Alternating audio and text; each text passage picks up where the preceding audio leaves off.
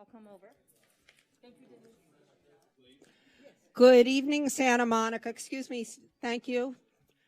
If the council can come to order. Good evening, Santa Monica. And welcome to the Thursday, July 14th, 2022 special meeting of the Santa Monica City Council. So this is a special City Council meeting, but let's start with the Pledge of Allegiance. Councilmember Davis, welcome home. Thank you. I pledge allegiance to the flag of the United States of America and to the republic for which it stands, one nation, under God, indivisible, with liberty and justice for all. And may we have a roll call, please? Councilmember Para. I know she is here. They'll be back. Okay. Councilmember Davis. Here. Councilmember Negrete. I know They'll be she's here back. too. Councilmember Brock. Yes. Councilmember De La Torre. Here. Mayor Pro Tem McCowan. Here. And Mayor Himmelrich. Here. And so we do have 5 people, so we can do this agenda management item now. And that is, I'd like to take a vote to hear item 12A before we hear the other items on the calendar out of respect for our project team. So moved. Second. Can we do it by acclamation? Yes. Any objections? Okay, by acclamation, we are going to hear item 12A first, and let me read a statement about this before we go. And that is this.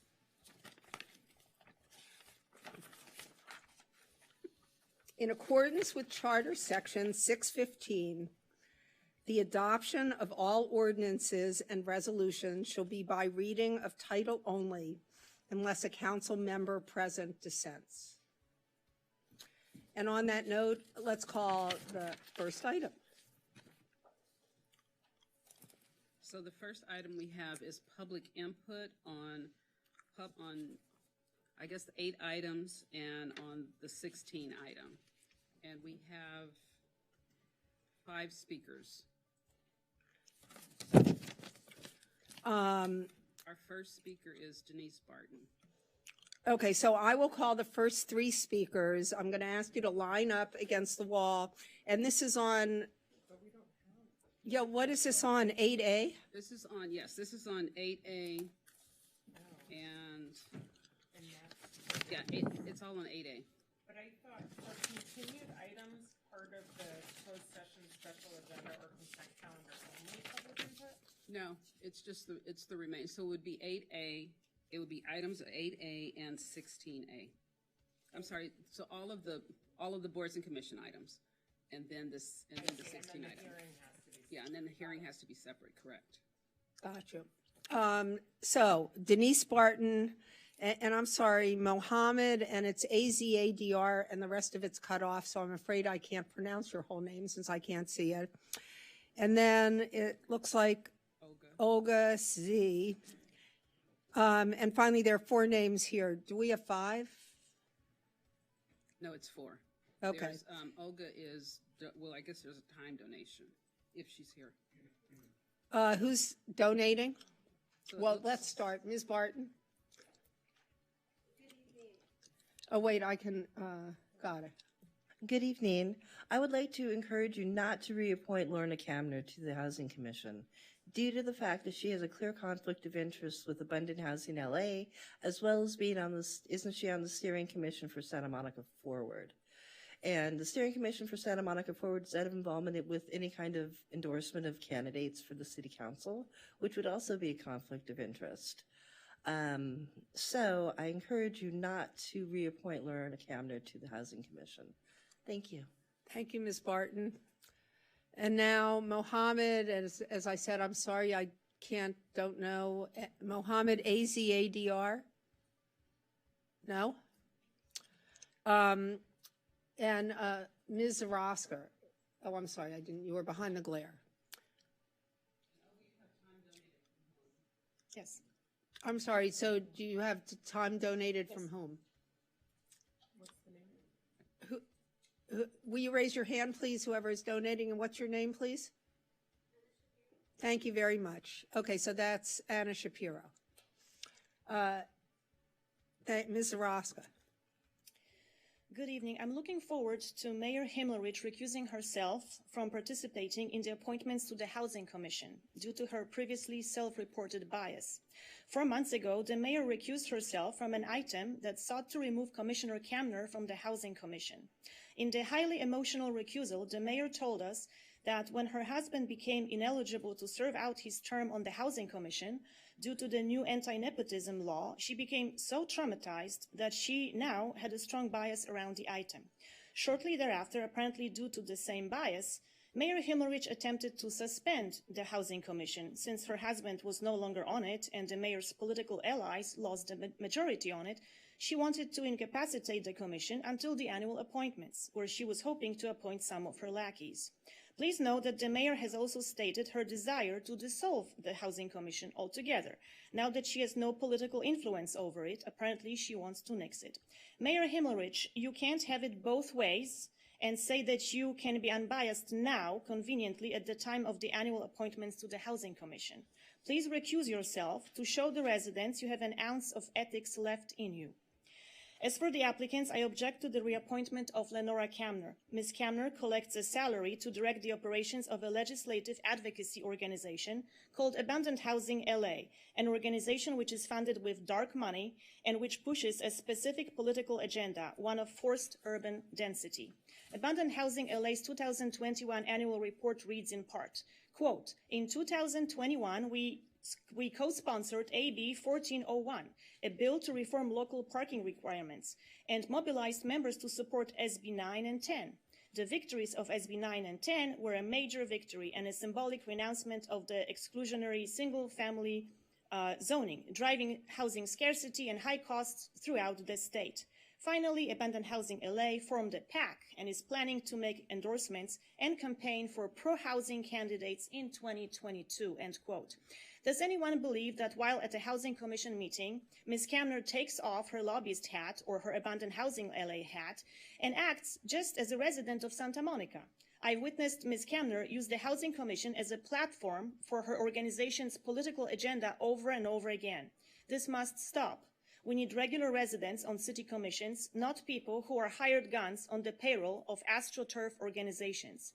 For the past 6 months, since there was a political shift within the Housing Commission due to new appointments, Ms. Kamner has been engaging in disruptive behavior during commission meetings. For example, she launched into a 7-minute monologue about an issue unrelated to an agenda item, and then threw a tantrum when reminded by the presiding officer that she was off topic and the commission had to move on. Ms. Kamner later filed an unsubstantiated formal complaint with the city regarding the incident, where she claimed her First Amendment rights were infringed upon. Recently, Ms. Kamner vigorously opposed a proposal by one of the commissioners to invite a guest to speak on the cost of housing in Santa Monica. Ms. Kamner does not like the proposed speaker. Ms. Kamner attempted to blackmail the commission by saying that if the guest is invited, another guest must also be invited, one that she likes and approves of. And let me remind everyone that Ms. Kamner and her organization Abandoned Housing LA have been under investigation by the Fair Political Practices Commission for over a year now. Please do not reappoint Lenora Kamner to the Housing Commission. Thank you. Thank you, Ms. Zaraska. And so now do we move to 12A? Is public comment or should, yes, right? Okay, good. So public comment on 12A, and I have a lot of speakers. Well, Mayor, hold on a second. Let's go ahead and call the item. So it's adoption of resolutions and introduction and first reading of an ordinance to adopt the Ocean Avenue Project Development Agreement. And again, I'm going to read this again. In accordance with Charter Section 615, the adoption of all ordinances and resolutions shall be by reading of title only unless a council member present dissents. And Mayor, you may want to start off with the ex parte communication. Well, so then I think you better do it now before public comment.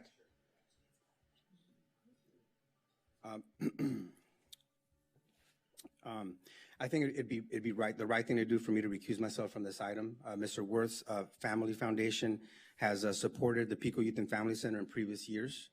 And as many of you know, I work at the Pico Youth and Family Center. And even though my compensation from the PYC derives from an endowment, I want to prevent the perception of a conflict. So I think it's appropriate for me. And I discussed this with City Attorney Sloan today, and we both agreed that it would be appropriate for me to recuse myself from the item to avoid the perception of a conflict. So thank you. So I guess you'll leave and then we'll text you when we Yes. go back to Yes. appointments. Is that right? So now let's begin our public comment. Any year. It's okay. Mayor, did you want to do the ex parte first? Oh, yeah, so we can do ex partes and give. I can start since I'm myself over here. Okay, go ahead. There you go. Whoops, my phone just covered up my calendar here. Hang on one sec. On June 27th, I met with Jeff Worth at his office on Ocean Avenue at 4 p.m. We discussed the project, and I examined the two models that are here in the City Council chamber today. Thank you. I can go. Thank you. On Friday, July, whatever last Friday was. Day before I did, the just day forgot after the I date. did it. Hold on. July 8th? Yeah, there you go. July 8th. I met with Mr. Worth, Paula Larmore, and I forget Jenna's last name, and at the site, and spent about an hour there going over the project and hearing their presentation on the project, and that's it. Here we go. I think, Oh, and I did, Jenna was kind enough to buy me a cup of black coffee. oh, no. I just want to make sure that that's noted on the record. Yeah, so maybe I should go. So on the Thursday, if you were the 8th, I was the 7th. I met with Mr. Worth and Jenna, and on Thursday, July 7th, sorry, at 3:00 p.m., I met with Mr. Worth and Jenna, and Tony Vasquez was with me. I reviewed the models. We talked about the project. We had met, several years ago about the project, had not talked for a long time, but had had conversations about, at that time, about many of the issues, and all of the issues I had were addressed in this iteration. Councilmember Brock. I met with Jeff Worth at his office and looked at the model below on Monday, May 23rd at 1 p.m. That was my only meeting regarding the project.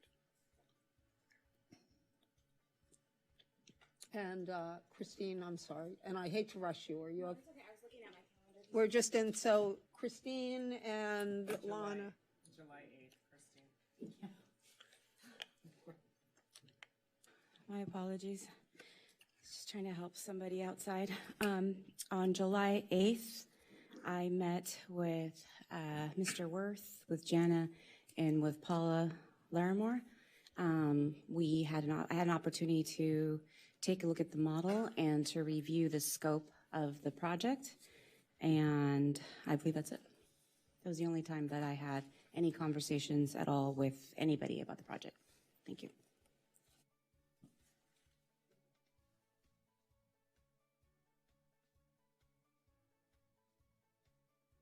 For the sake of time, I'm just going to say that it was end of May or beginning of June. I met with, I went to the Frank Gehry project location to, is that what we're talking about right now? Yeah. To observe, to speak to everybody that was involved, including Paula Larmore, about the years of this project and what it's gone through, and to have questions answered. And that was it. And now that we've We need to do the staff report, Mayor, I'm sorry. So now we're ready for the speakers. Okay, and I'm going to read three names. No, the staff report, Mayor. We need to do the staff report Oh, first. right, I'm sorry.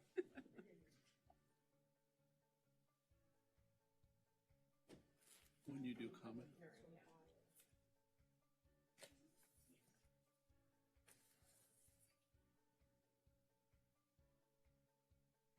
Give me a second, Roxanne.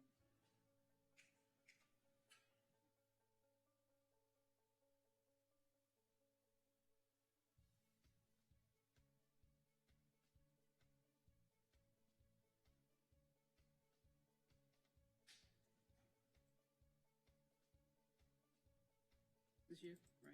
Yeah.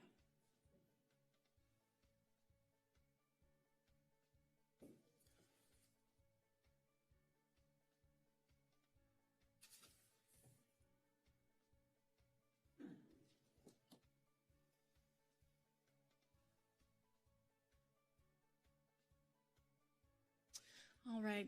Good evening, Mayor and Council members. Roxanne Tanamori, Principal Planner.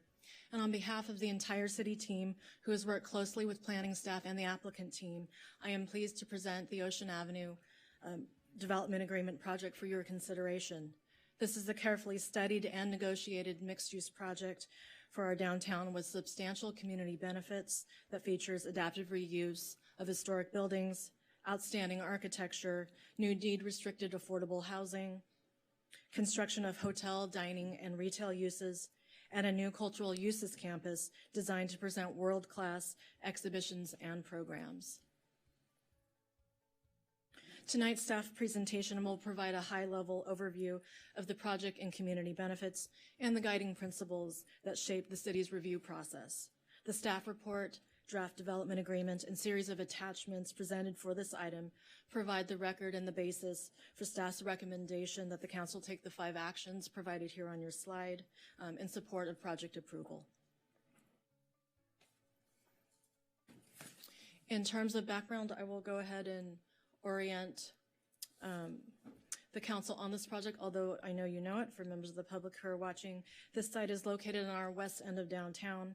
It's located within the downtown community plan area. There are 3 different zoning districts that overlay the site, including an additional established large sites overlay. It is within the coastal zone and is subject to Coastal Commission regulations. With respect to neighborhood context, Ocean Avenue, Santa Monica Boulevard, and 2nd Street have a full range of building heights and styles, including a number of historic buildings that are located on the 13 and 1400 blocks of Ocean Avenue. The project site is 82,500 square feet. It's 11 parcels, which are separated in part by First Court, which is adjacent to Santa Monica Boulevard. There are 3 commercial buildings in addition to a mixed-use commercial and residential building, which has 19 units. There are also 2 surface parking lots. This is a quick view of 2 of the important buildings on the parcel that will be retained. There are 2 designated city landmarks. One is a Queen Anne Victorian style residential building, originally built as residential, that reflects that early development pattern on the avenue. As well, there is a Spanish colonial revival style architecture building that was originally built as a mixed-use building, which also reflects that transition of the boulevard toward commercial uses. In terms of the project timeline, which is presented in detail in your staff report, this application was originally filed in 2013. A pivotal moment came when the project was put on hold, pending the outcome and the adoption of the downtown community plan. That was accomplished in July of 2017. The applicant did redesign the project and resubmit it in compliance with the downtown community plan. In June of 2018, this council provided unanimous direction to proceed with the negotiations, and staff did work through that process. There have been community meetings, EIR review, as well as courtesy reviews before the Landmarks Commission and ARB. The Planning Commission reviewed the project and provided a unanimous recommendation to this council to approve the project in May, and provided some recommendations that are outlined fully in your attachment C to the staff report. The Downtown Community Plan really is the foundation for the planning principles as we reviewed this project. There was broad community participation in the development of that plan. It established the framework for development standards and the review process that this project has gone through. This is a quick view at some of the key development standards that are prescribed by the DCP, including that maximum building height of 130 feet. This project does have the opportunity to request up to a 4.0 floor area ratio. This project proposes 25% less than the allowable floor area for this site. It does meet all of the open space requirements and exceeds those, in fact. In terms of guiding principles, as we went through the city review and also the city negotiations for community benefits, we really prioritized placemaking, outstanding architecture, sustainability, enhancing the pedestrian environment, promoting job creation, increasing economic investment and revenue to really support our ability as a city to provide services that are needed at this time. Part of that city review began initially on the site plan. We looked at the massing strategy, the treatment of the landmarks. The project went through significant technical review regarding utilities, public right-of-way, circulation, sustainability. That was all built into the project design that's before you. The project components are outlined in your staff report. This is a project that has a full-service hotel, 100 residential units, which does include 25 deed-restricted affordable units as part of that 100. All 19 existing units will be replaced as part of the project. There's ground floor restaurant, retail, and other commercial space. And there is that cultural uses campus, which I will describe in greater detail in a few moments. As part of the project, there's also a variety of publicly accessible open spaces in the project, which I'll show a site plan for. There's also a proposed establishment of a ped mall on a portion of First Court that would be subject to a separate council action. There's vehicle and bicycle parking provided as well. In terms of site planning and design, just want to highlight a couple of things that has occurred with the overall site plan since the adoption of the DCP. Importantly, the applicant team did work with city staff. They reduced the overall building height in compliance with the plan. They also eliminated condominiums that are in the original 2013 proposal. The range of building heights in the project is shown on your slide. Really, there was an emphasis on articulating those building forms, especially around the residential components, more so through this process. The treatment of the historic buildings was also a focal point for city staff and the applicant team. The project before you really complies with the standards and creates a really interesting and unique contemporary and historic presence along Ocean Avenue through the execution of this project. The open space plan, there are a wide variety of gathering places designed into this project. There's ground level, there's podium level, and there are upper level open spaces. Shown here on this diagram is the area where the ped mall would be established. This is just a quick view of the podium and upper levels to show you the open space that's been built in, particularly for the residential uses there on the top of your slide. As well, on the right-hand side is a view of the publicly accessible rooftop viewing deck, which is atop the hotel building. This is a quick diagram around the mobility and parking, the way the site was designed, really creating an uninterrupted pedestrian environment along Santa Monica Boulevard and Ocean Avenue. You can see the diagram how vehicles will move through the site. There is a new vehicle access way that's created with exiting right turn only onto 2nd Street.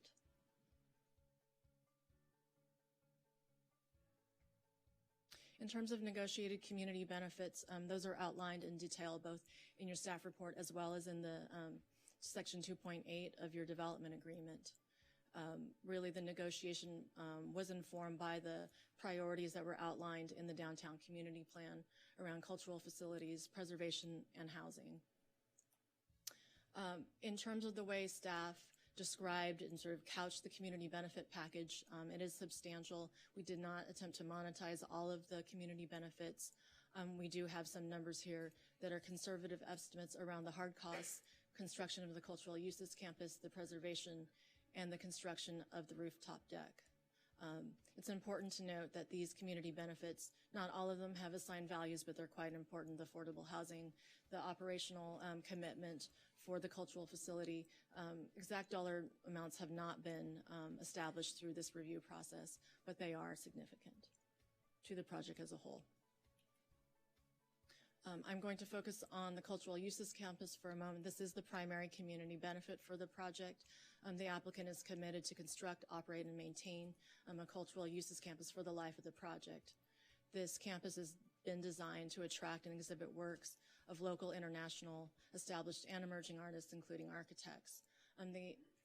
The museum will be open to the public. We have outlined in the development agreement all the terms around the use, the operations, the access by the public. An important component is also the requirement to implement an education and community programming plan. This is to ensure that the youth education, the higher education research, and the broader outreach to community members is really a pivotal and part of this project for the life of the project. The applicant has estimated conservatively in today's dollars that it would cost approximately $1.85 million to operate and maintain the museum annually. The cultural uses campus, as set forth in the development agreement, includes community benefits for residents, including admission waivers and discounts for students. There's a benefit for annual field trips that include transportation for our local public schools and nonprofit organizations serving youth. This community benefit is extraordinary and really unprecedented for the negotiations the city has conducted through a private development. This is an opportunity to expand Santa Monica's art and cultural offerings in a really meaningful way, and this will provide a community benefit for many years to come. The project also includes deed restricted affordable. We did negotiate 5 additional moderate income units. That brings the total for the project to 25% of the 100 will be deed restricted affordable. Income levels range from 30% extremely low income all the way up to moderate. There's the historic preservation component that I've touched on. There's the publicly accessible open space and observation deck, which does have the $1 entry fee with CPI adjustments, with the net income being donated to the Santa Monica Ed Foundation. There's also the community benefit that's been negotiated and really offered and committed to by the applicant, that Gary Partners will continue to serve as the lead project architect for the project to ensure that the highest level and quality of design and construction will be executed. There are a host of sustainable design features that were negotiated for this project in combination with the code requirements. This project does present and achieve a high level of sustainability. Those features are outlined on this slide and described in more detail on your staff report. This was something that was focused on heavily through our city review.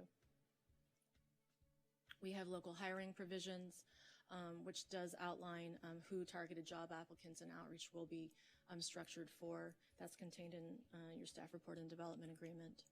There's also an annual internship program for students, with priority for high school students and Santa Monica College students. There's an outreach requirement really focusing on the local community. In terms of impact fees, those were negotiated as contributions. We did escalate the base fees by 8.5%. The totals are outlined here for you. The total impact fee contribution is over $6 million, which does include $250,000 for an economic equity and opportunity fund contribution, which we think will be important. This council will be able to establish how those monies are spent through a public process in the future.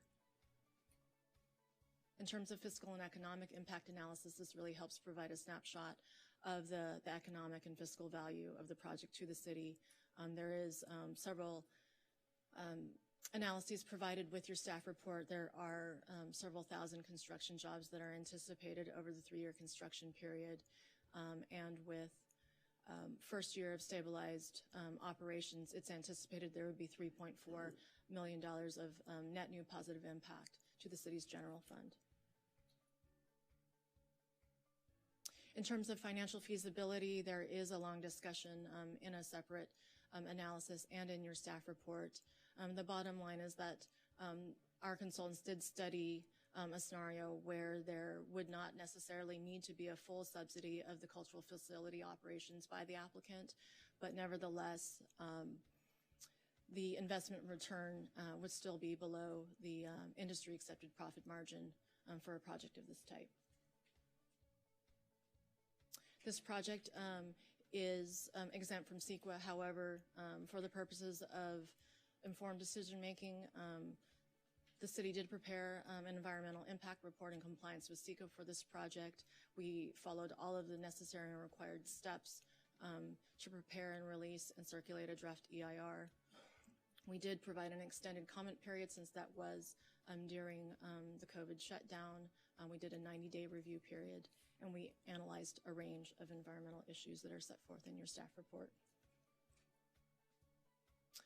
In summary, the EIR identified 2 significant and unavoidable impacts.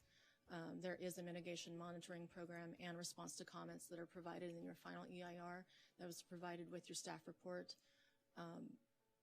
Staff is recommending that this council certify the EIR and adopt a statement of overriding considerations and adopt that mitigation monitoring and reporting program. Your staff report also provides the consistency analysis for this project with respect to the downtown community plan and the 2010 land use and circulation element. That's provided for you, and findings are contained in your staff report. This project does require an amendment to the local coastal plan that was partially certified in 1992.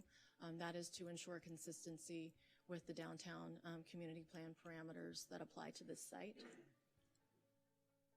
Also important to note that that LUP amendment would only be in effect for this particular project and not for the larger floor area parameter that was established in the downtown plan. There has been a number of opportunities for community comment, questions, and input on this project over the years. I've outlined on this slide and in your staff report a range of the questions and concerns that were raised, really more so around questions about when the project would be anticipated to start construction, how is traffic mitigation, construction mitigation being dealt with. There were some concerns about a question raised about geology, about glare, and concern about blocking views. There's been wide support for this project. You've received, last time I counted, over 40 email letters in support of the project, as outlined here. And with that, the 5 staff recommendations are provided for you here. I am happy to answer questions, and thank you for your patience and your time on the presentation. This again. Any questions from council?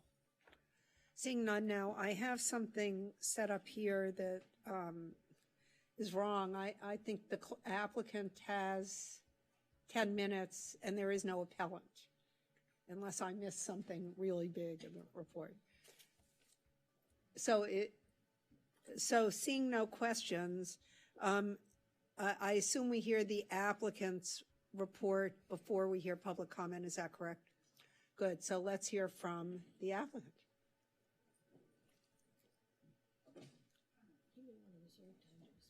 Yes. I'm going to tell. So, Mr. Worth, you have 10 minutes total, and you can set aside some time if you want to comment further after public comment. Yes, I'm told I'm supposed to reserve 2 minutes. You're told? For Dan, yes, people. Whoever, you were right. I've been Okay, directed. good. Gotcha. So the clerk will tell you when your 8 minutes is up. Thank you. Thank you, and good evening, Mayor, City Council, staff. I'm going to go quick. There's a person you'd rather hear from who's going to be speaking after me, but I do want to run through. I think Roxanne covered everything I was going to say, actually. Unfortunately, I brought this fancy pointer, but it's only going to shoot back in my face if I try to use it on that screen. So I don't want to, I don't think this is viewed by the audience. So I don't want to show it on here. This is a quick site plan. As you've seen, it's right in front of us. The hotel is number 5. The tallest portion of the project, as we've talked about, is open to the public. That's the portion that has the 130 feet. The average height of the entire project is 48 feet 1 inches. 60% of this project, over half of it, is between 45 feet and below. This is a view from the pier looking back. Frank will talk more about the design. He's more gifted on that than I am, but we think it fits very well into the landscape of what is here. A key part of this, 815 feet of pedestrian, what I'll call pedestrian safe frontage from 2nd Street down to Santa Monica along Ocean. What we have today, this is our current view looking from Ocean up Santa Monica Boulevard. This is what it looked like in the future, wider sidewalks and the paseos. You can see the gentleman walking right through the driveway looking down at his phone. Cars come in that driveway and people are walking. It's a big conflict that exists today. This is what that will be in the future, all pedestrian only, no cars.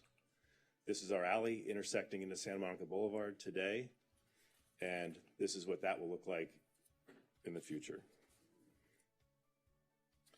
We talked already, Roxanne already talked about the housing component, the 100 units. All of the existing tenants on the site will be made available to come back to the project, and they'll be accommodated in the interim, moving off during construction and moving back in by us. Museum, I like this view better. It shows how the two landmarks will be integrated into the museum.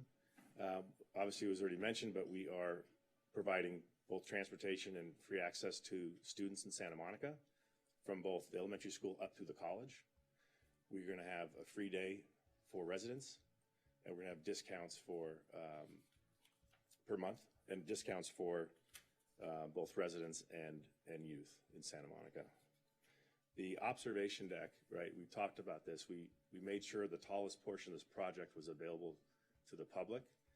We feel pretty strongly about the idea of the dollar entry fee. We think it's nominal, but we think it'll generate a pretty significant revenue stream for the Santa Monica Education Foundation forever.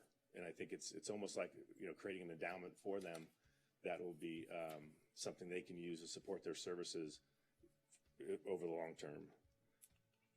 This on the left, which you can't read, is the page out of the DCP that laid out the 5 goals for this project. We feel we far exceeded expectations, even our own, on meeting all 5 of those goals. I think staff had already gone through pretty detailed analysis of how we met all those goals. The sustainability features of this project is something else we're very proud of. It's a LEED Platinum project. I believe we might be the first project to actually use reclaimed water for all approved uses throughout the hotel and the apartments. 100% green power, solar, EV, transportation plans to help reduce trips. Staff went through the community benefit contributions. We have a local hire initiative both for the construction and for the ongoing operations at both the hotel and the retail tenants.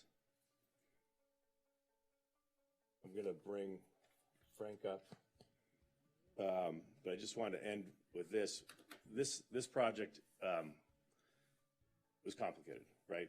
I know that we started with you in 2013. We actually started with the Erie Partners in 2007. The family's owned the property since 1980. So 42 years. We've been working on it for 15 years with their firm. We've been with the city now for 9. And we wouldn't be this far if it wasn't for the tremendous amount of work that has been done with staff on all levels. And we just want to say appreciate all the time that's been put into this project by the city.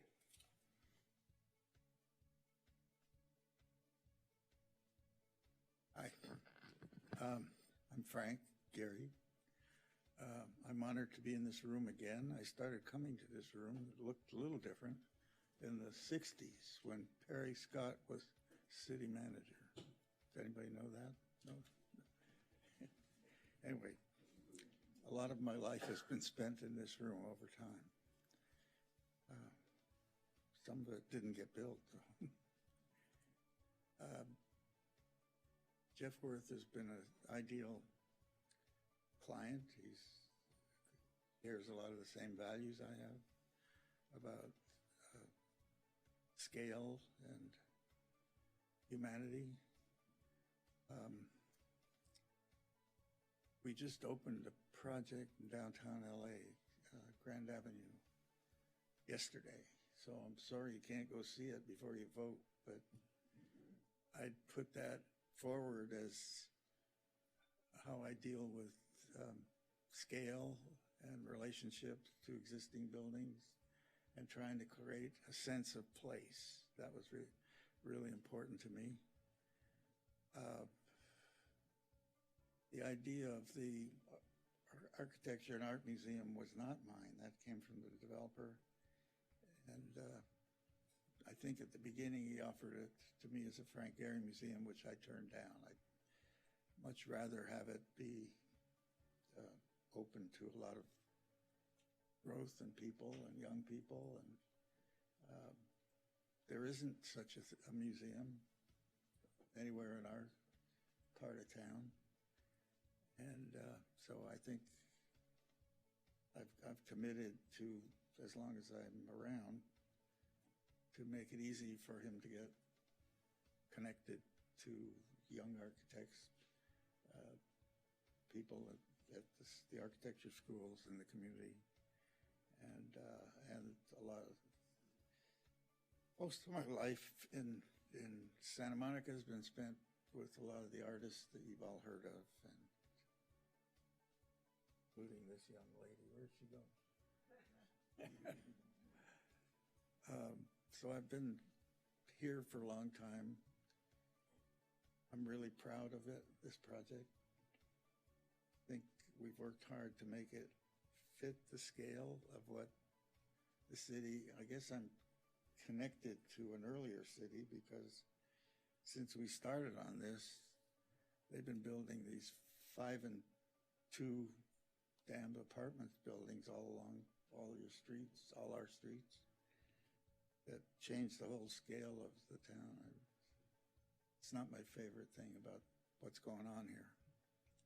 So I tried to show a way to make it where you can do both, where you can make good spaces and contribute feeling, buildings with feeling. No, please finish. Well, before you go, though, I did, so I want to say that thank you so much for honoring us with your presence tonight. I think we're all really excited. We wanted to make sure that we were all here. Unfortunately, Councilmember De La Torre had to. Call me anytime. I'll come by. Oh, yeah?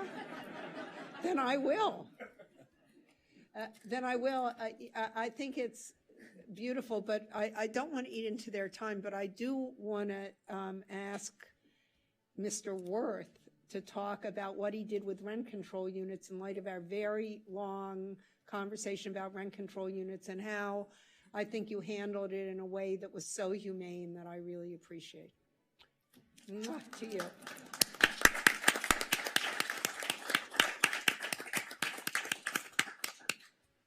I never get that. And you won't tonight. So the first meeting we had on this project was with the Rent Control Board. That was the very first meeting that we had. And what we agreed to do at that time and still exists today is that we will take all the existing tenants and we will pay to move them into another unit while the project's being built. And we'll keep their rent where it is and we'll pay the difference. And we'll pay to move them back into this project and we'll keep their rent where it is when they move back in.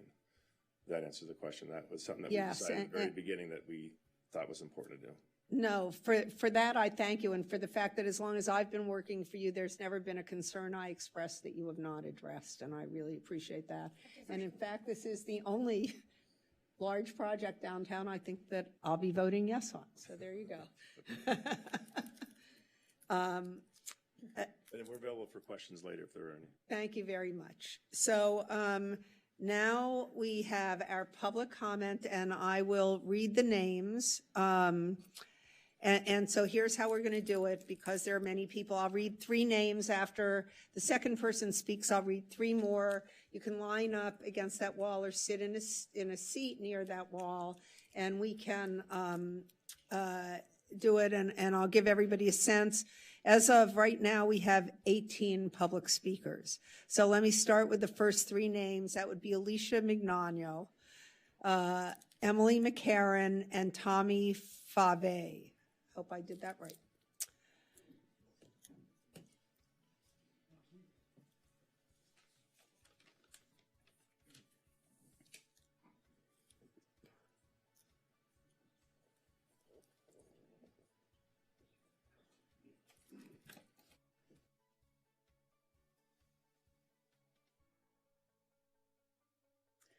Good evening. I am Alicia Mignano, a proud Santa Monica resident and a parent of a student at Edison Language Academy.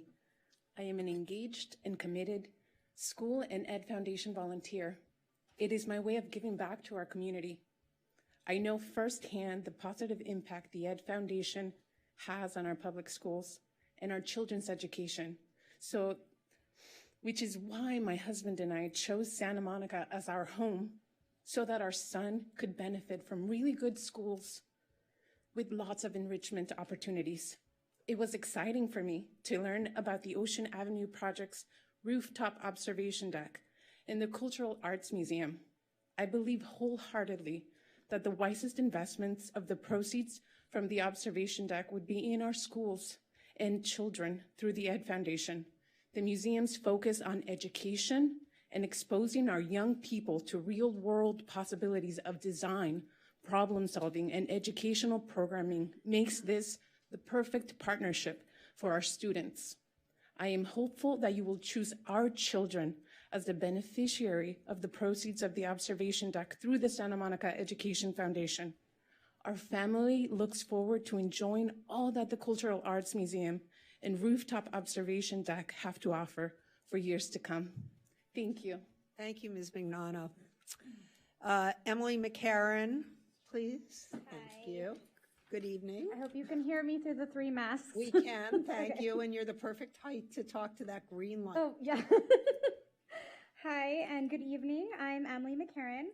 I'm a resident of the Mid-City neighborhood and a proud pedestrian.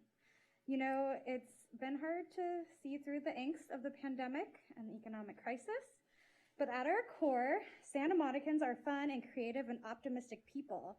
We love our public spaces. We love to walk. We love to eat out. We love Palisades Park. We're in love with our beaches and the ocean and those amazing sunsets. We're so lucky to live here, and we're lucky that the developer understands the Santa Monicans' character and expectations. Hiring Frank Greer was a stroke of genius, and I am sure a major investment in the future of our community. Even the models and images we see tonight reflect back to us all of the joy, creativity, and positivity that's been pent up for 2.5 years. It expresses the energy and enthusiasm that has given this coastal community the wow factor for more than 100 years. This project is color and light and pretty curves and sexy surfaces and variety without a smidgen of garishness. I'm sure you have heard the list of project benefits over and over, so I won't repeat them. But I will say, for all the brain-sparking sophistication of the design, the Ocean Avenue project is really designed for our kids. Their education, their parks, a panoramic view of our gorgeous environment, and in the museum, the chance to see the amazing process that goes into designing a city. Let's capture lightning in a bottle. Let's do it. Please vote yes. Thank you. Thank you, Ms. McCarran. And now I'm going to call Mr. Fave, and I'm going to call the next three names before you start speaking, and you can line up against that wall. That would be Kurt Peterson, Denise Barton, and Matt Stauffer. And now, you're up. Thank you.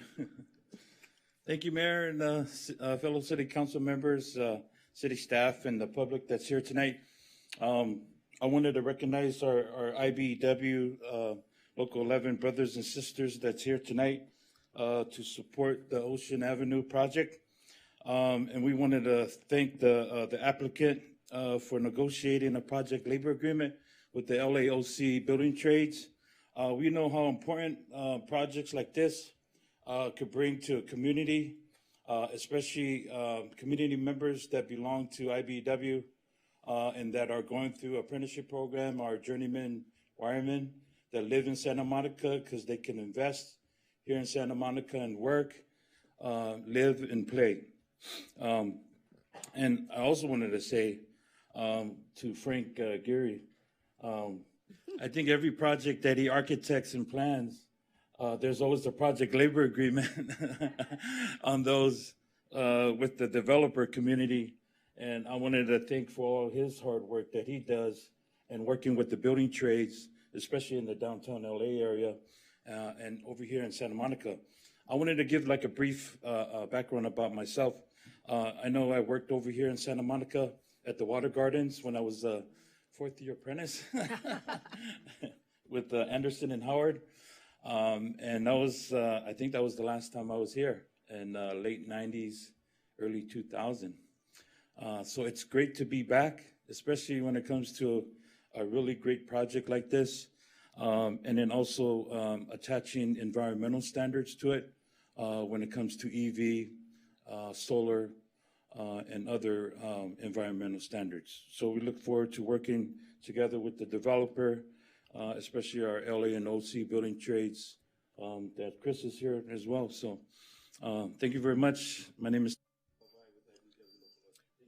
Thanks so much for being here tonight. So, guys, I hate to rain on everyone's parade, but we have a rule here, and that is no noise. So when you want to applaud people, and Mr. Gary's different, but we let that go. We let that go, but now that's over. And now when you want to say everything's great, you do your happy hands, right? Just like this, right? It's easy and it doesn't make any noise, and then I won't have to say again, please. Okay, let's go. Good evening, Mayor, City Council members. My name is Kurt Peterson. I'm a co-president of Unite Here Local 11, the other Local 11 that represents workers. We represent 30,000 professional food service and hotel workers who are the backbone of this region's most important industry, tourism. More than 2 decades ago, in coalition with community, religious, and political leaders, including some of those in the audience today and some of you, we set a vision to transform Santa Monica's booming tourist industry from one based on poverty-level jobs to one rooted in sustainability and justice for all stakeholders. We have made remarkable progress towards this vision. Room attendants at Union Hotels will soon earn $25 an hour. They have safe and fair workloads, and all of them, thanks to a law you passed after 9/11, the first one in this country, will return to their jobs after they were all laid off during the pandemic. What is extraordinary about the Ocean Avenue project is that it sets a new standard for what it means to build a just and sustainable tourism economy. Not only does it promise life-transforming jobs for local residents, but it also merges environmental sustainability, housing affordability, and as you talked about, the replacement of rent control units. We urge the City Council to approve the Ocean Avenue project. Thank you. Thank you very much, Mr. Peterson. Denise Barton. Good evening. I still have unjust concern about the Jeff Worth project, starting with both this project and the Miramar expansion being done on an unstable bluff. I would encourage everyone to look up Palisades Bluff landslide under FEMA with the date of June 6, 2021, which states, yes, the geological structure and exposure of the site, together with the site's history, even in the FEMA records from past disasters, provide substantial documentation of the site's prior instability and ongoing natural erosion. Yet the developer's resources found there to be no problem. Do you see a discrepancy? Kind of like the city saying there's no asbestos in the cement dust coming from the demolition of parking structure 3, after a local business owner got an independent positive test result for asbestos. So might an independent study and report on the negative effects this project could have on the Bluffs and Palisades Park be necessary? Then in regard to the CEQA exemptions on transit, you remember that you changed the distance from a quarter mile to half a mile to transit. So just because you changed it doesn't mean CEQA did. Might that be one of the reasons the project on 5th and Broadway shouldn't have gotten a CEQA exemption? And of course, the Coastal Commission has not approved this project yet either. So would this be like the Shore Hotel where the building was built without Coastal Commission approval? Next, earthquake faults. I've seen fault maps more recent than the city's cut and paste 2010 Google Maps in their 2014 seismic report. Yet it was neither not submitted or approved due to Santa Monica not coming up on Caltech's state map. Because the faults that I've seen show the Anacapa Dune Fault coming in from the coast on Santa Monica Boulevard, along with other more recent maps showing the Malibu Coast Fault connecting to the Santa Monica Fault and that connecting to the Hollywood Fault, in addition to them all being active, along with the Anacapa Dune Fault now connecting with the Compton Fault in the Bay. Thank you. Thank you, Ms. Barton. And now, Mr. Stauffer, if you can come up, and I'm going to call three more names. Buria Finkel, James Mary O'Connor, and Elizabeth H-A-R. I'm sorry, some of these names are truncated. They're cut off on my screen, so I don't know your full name. So it's Elizabeth H-A-R-T, and you finish the rest. There you go. Okay, great. Thank you. Thank you, Mayor and Council members. Matt Stauffer. I'm here on behalf of the Santa Monica Chamber of Commerce, representing 600 local businesses in support of this project. The applicants gave a detailed presentation to our members in June, earning their support for this project's ability to reinvigorate Ocean Avenue with new affordable and market rate housing, dining and retail options, and a unique educational opportunity to learn about the career of a world-class architect, Frank Gehry. The Chamber respectfully urges you to jumpstart the local economy with good local jobs and tax revenues to the city by approving this project. Thank you. Thank you, Mr. Stauffer. Buria Finkel. Hi, Buria. Welcome. Thank you. Nice to see you in the fishbowl. It's nice to see you. Yeah. I met Frank Gehry in the early 60s when he was designing straight walls for Victor Gruen. Gehry was part of the artist community, and we all appreciated his talent, humanity, and smarts. When he went on his own, within a few years, the world shook. He designed an architecture, captured the imagination of people, and created a new language in architecture. Frank Gehry's architecture follows the trajectory of the sun, the wind, and the need of this client, the community, and the historical aspect of the space. He followed the recommendations that you gave him of reducing the size of the building that was reduced by 100 feet to have a multi-use building. The frontal of an ocean for the community and visitors to enjoy. A hotel, condos, rental, and affordable housing. He created a sustainable way to support our schools, an open observation space with minimal fee to enter to the rooftop of the building,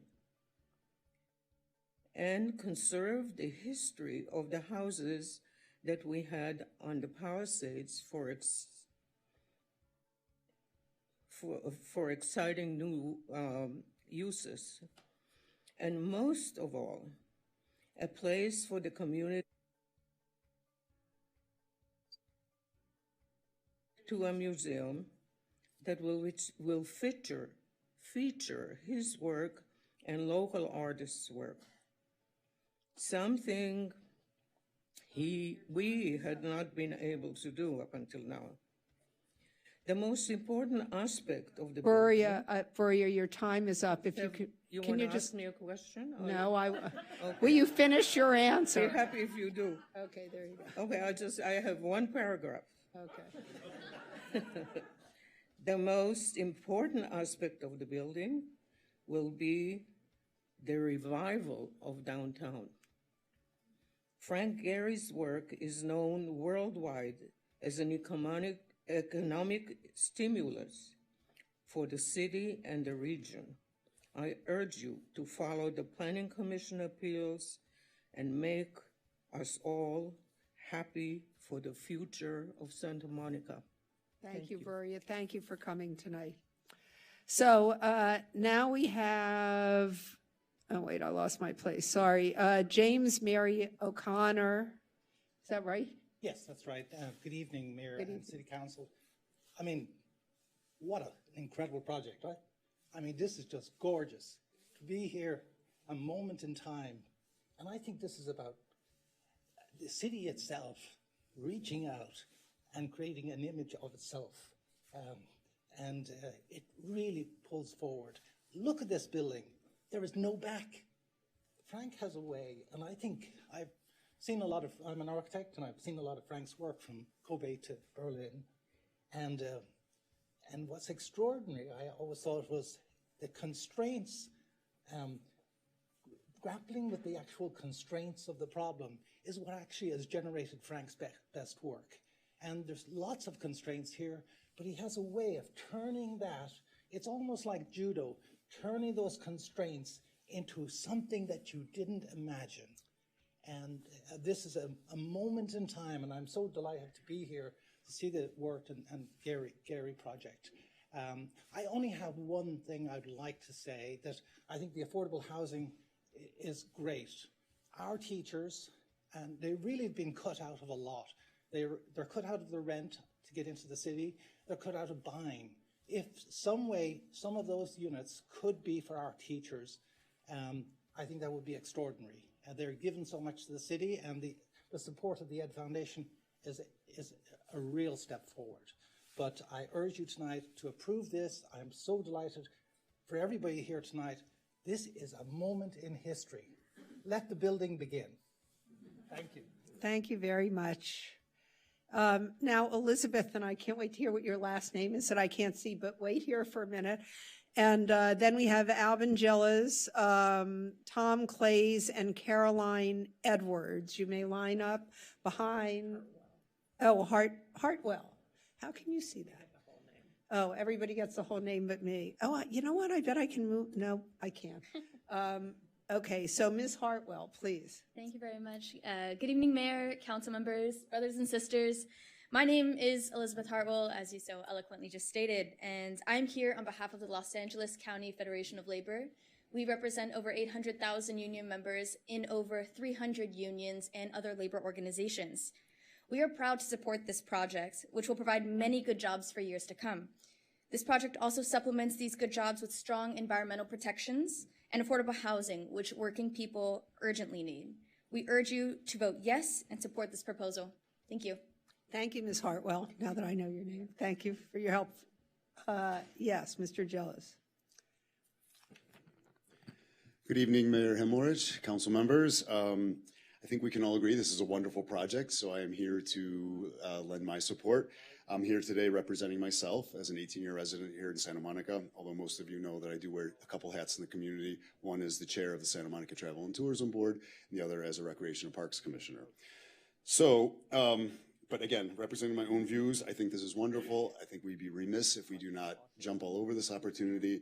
And I will share that a few years ago, I saw a documentary about the Guggenheim Museum in Bilbao, Spain, which Mr. Geary blessed them with that masterpiece. And they did several interviews of different residents in Bilbao, some who were involved with it becoming a thing and some who were against it. And the people who were against it then in 1997 or mid-90s, whenever they were discussing it, openly said to the world that they were wrong. We should have been for this. This is the right thing. It turned our city around. It got us back on the map. Now we're already on the map. Our city's already going in the right direction, but this will just make Santa Monica that much better. Thank you. Thanks so much. Mr. Clays. I think the time that Carolyn Edwards provided, she is. Oh, so she provided you with time? Yes. So let me, since you're now the third person, kind of in a way, you're going to have 4 minutes, but let me call the next three so we don't get hung up here. Caroline Edwards, oh, I'm sorry, she's Zakiya, Nancy Setner, and Zakiya, sorry, and Chris Hannon.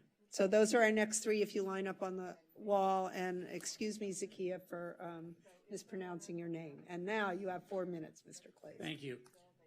Mayor Hemorich and council members, I'm Tom Clays, president of the Santa Monica Conservancy.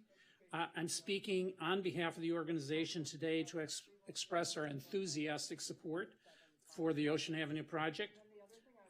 Carolyn Edwards, who's donated time, is on our board as well with her husband here, Bill Edwards, and also supporting the project. We see the Frank Gehry buildings will become architectural icons immediately upon completion, but we're especially gratified by the fact that the two designated historic landmarks on Ocean Avenue are incorporated into the project in a very meaningful way. The landmarks are vernacular buildings that reflect past historical styles and uses that reflect our city's history. They will both become the central core of the new cultural campus that adds a new museum and cultural activity to the site. Incorporating these small landmark buildings into the project requires extraordinary commitment by the project team. The landmarks will have to be moved 2 times, repositioned on new foundations, secured while excavation and construction continue to go on around them, and then they will be adaptively reused for the innovated cultural campus. New construction at their rear increases the capacity to serve as a cultural venue and incorporates them into the distinctive Frank Gehry design. Mr. Gehry, as most of us know, is a Pritzker Award-winning architect, world-renowned, and a local resident, I'm proud to say. Having this cultural facility here that features Frank's architectural accomplishments as well as those of other great architects and creative people should be a great source of pride for the community and should enhance our cultural profile. The cultural complex will become a destination for residents and visitors alike. It will provide educational activities for the public as well as youth programs, and we're heartened by the developers' commitments to make the museum affordable for residents and guarantee the subsidy on operations so that this is a long-term asset for the community. Great care and planning is required to manage the relocation, rehabilitation, and adaptive reuse of the landmarks, and we salute the project team for undertaking this challenging task.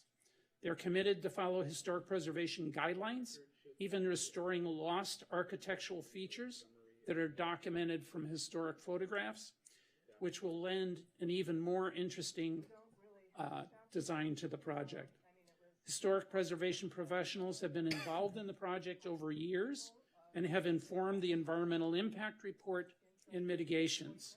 Their expertise will continue to be part of the project implementation. So from our perspective, this Ocean Avenue project brings new life and vitality to both the designated landmark buildings with creative new uses as part of this exciting cultural facility. And the dialogue between the vintage Queen Anne building, the Spanish Colonial Revival building, with their contemporary Frank Gehry designs is a visual bridge between our past and our future that demonstrates the value of historic preservation as a community asset. Thank you. Thank you, Mr. Clays. Zakia. Good evening. I am speaking tonight as a mother of 4 children who have attended Santa Monica Unified School District schools and have benefited from the wonderful programs sponsored by the Santa Monica Education Foundation. 2 of my children have graduated from the district, and I still have 2 more in the district who have 4 and 6 years respectively left in the district. One at John Adams Middle School and the other entering into the Michelle and Barack Obama Project-Based Learning Center. And I'm so hoping that once this project is approved, our students will be able to geek out and collaborate with you all. A key focus of this project will be on education, which really excites me. It will expose youth to the challenges and possibilities of design and how architecture is a way to solve problems, challenge the imagination, and work collaboratively. The museum will include high-quality, diverse educational and community programming, and it will also provide funding to the Santa Monica Education Foundation so they can continue to provide music and art programs to all students in SMMUSD. Yay! I'm really excited about that because I'm like a super cheerleader for them. I wholeheartedly believe in the Education Foundation's mission and have been a steadfast supporter of the organization, both as a volunteer and as a donor. The Education Foundation is financially prudent and has a stellar reputation in our community. As a parent and PTA leader, I got involved with the Education Foundation over a decade ago when we were going through the whole thing of how we should fund programs and how we should pool the resources together so that every student can benefit. I see every student benefiting from this project and the observation. I would consider it a privilege to serve on the Santa Monica Rent Control Board. To have access to this project, to the observation deck, and the equitable programming that it provides. I am hopeful that you will vote. I'm sorry, Oh, I I'm hate to sorry. tell you, your time Okay. is up. All right, well, vote yes. And I am trying to enforce. If I can say one more Thank thing, you. just vote yes. Okay, gotcha. Okay, Nancy Setner, please. Good Did I evening. say that right? Mr. Geary, it's an honor that you're here tonight. And good evening to the council. I'm a longtime resident of Santa Monica, a long time resident, and I am proud to come and speak about the Ocean Avenue project that is designed by Mr. Geary. It will bring a wide range of community-friendly uses and benefits to residents and visitors from all over the world. It will be an exceptional hotel that will anchor the project and also, which is wonderful, addressing the housing crisis. 100 new rental apartments, including 25 new affordable units, replacement, rent-controlled, and market rate units. A signature public art element will be located on the widened pedestrian thoroughfare at Ocean Avenue and Santa Monica Boulevard. This project will have generous open spaces that are being prioritized for the public, including the creation of a new walk street on Second Court Alley, paseos throughout the site, and publicly accessible viewing deck, which will offer spectacular views of Santa Monica, the Pacific Ocean, and the Santa Monica Mountains. There will be a variety of restaurants and shops, including outdoor dining. The project also incorporates environmentally friendly design techniques, materials, and technology into the building to create a sustainable project, achieving LEED Palladium certification. I think that this project will change the face of Santa Monica forever. I support the project, and please vote yes. Thank you, Ms. Setner. And now we have Chris Hannon, and our last two speakers, I'm going to call them, just you can step up. Whenever I see someone like you, one of my friends is very tall. I know it's very low, but we can't do it. That's where I am personally. Christina Sanchez and Zachary Gadzik, both of you are up after this. So, but Mr. Hannon, why don't you go? Sure. Good evening, Honorable Mayor, Honorable City Council, staff. On behalf of the Los Angeles Orange County's Building and Construction Trades Council, our 48 affiliates and over 140,000 members, I'd like to start off by asking you to approve the Ocean Avenue project. And I want to recognize the applicant, not just for the creating great careers for building trades members, like my brothers and sisters in IBW Local 11, but by doing the right thing for the hospitality jobs and the operations jobs inside that are going to go long after we've built this beautiful project. I want to recognize the applicant for making sure that that there's fair standards and working conditions on the job for all of the Unite Here members. On June 30th of this year, we had the final documents approved by the Santa Monica Malibu School District to partner with our Building Trades Council, our affiliates, on a new apprenticeship readiness program. The students coming out of that program are going to enter their careers in building trades apprenticeships, and the project labor agreement that this project's going to be built under is going to have prioritized hiring preferences for those graduates, other residents of the city, veterans, and surrounding communities. I'm a little bit biased, and not often someone in the audience could correct me. So Mr. Geary, you could correct me if I'm wrong, but I believe our construction workforce and our membership here is the best trained in the world. I believe we're the most efficient, and hopefully for the residents of Santa Monica, that we construct this beautiful project that our members are going to be proud to work on something this iconic with the most minimal impact to the city residents. And again, want to ask for your approval. Thanks, Mr. Hannan, and I want to compliment the folks in the audience who learned so quickly, fastest learning audience. And now, Christina Sanchez, please. And this is 4 minutes because you have translation, is that correct? Yes, Thank you very much. Good evening, mayors. Stop the meeting. Mi nombre es Cristina Navarro. Es mi culpa, it was my fault. Okay.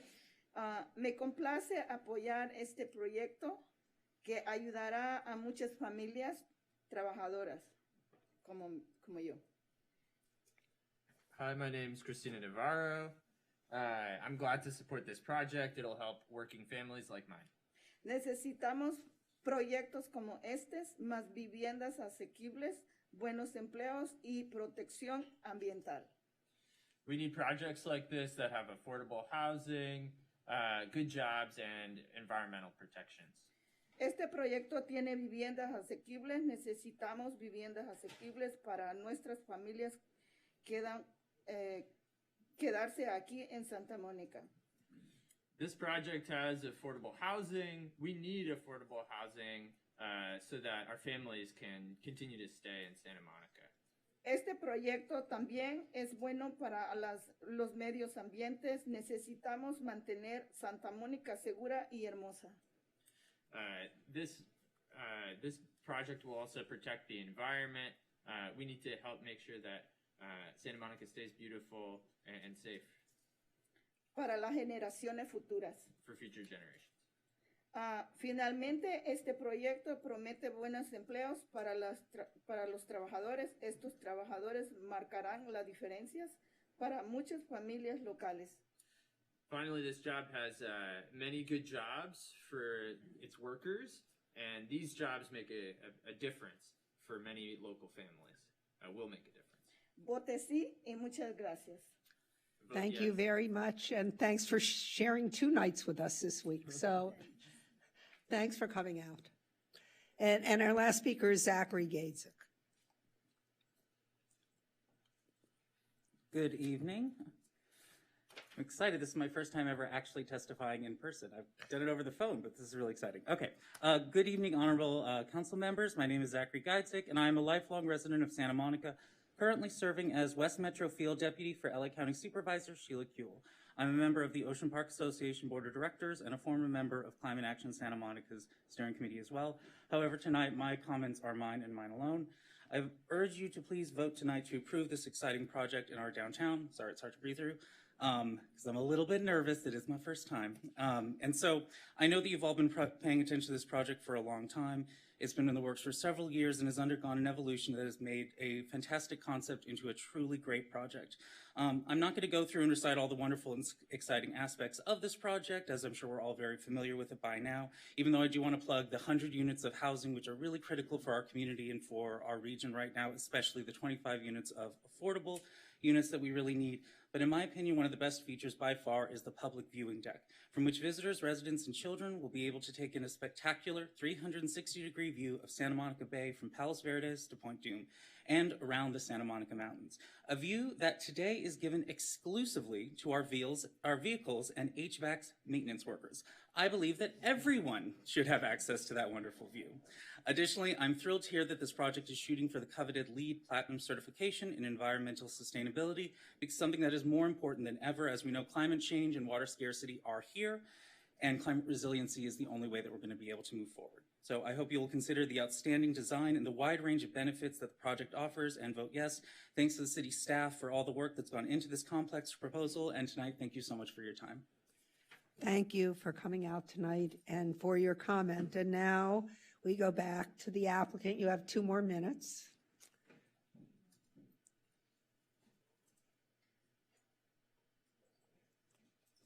Hi, I'm Jana Belke. I've met many of you. But before Jeff speaks, I've just been asked to clarify that on one of our slides, it might look a little bit strange, but we have 64 market rate units. We have 25 affordable, and then it says we have 11 rent controlled. But we want everyone to understand that all 19 of our units are being replaced on site. It's just that the 8 of them are also deed restricted affordable. So all 19 are under the jurisdiction of the Rent Control Board, but some of them are also deed restricted affordable. If it happens that somebody that is currently in the unit moves back in and does not qualify for that, they remain in the unit at their rate now, and when they leave, if they ever leave, then it reverts to an affordable unit. Just wanted to make that clarification. To an affordable deed restricted unit? Yes. Great, thank you. Yes. Gotcha.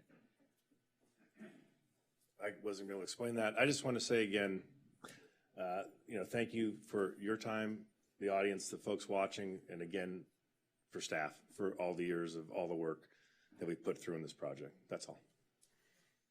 And thank you so much for what you've done. And on that note, we are closing the public comment, and we're up for any other questions or discussion from any members of council. Does anyone want to go?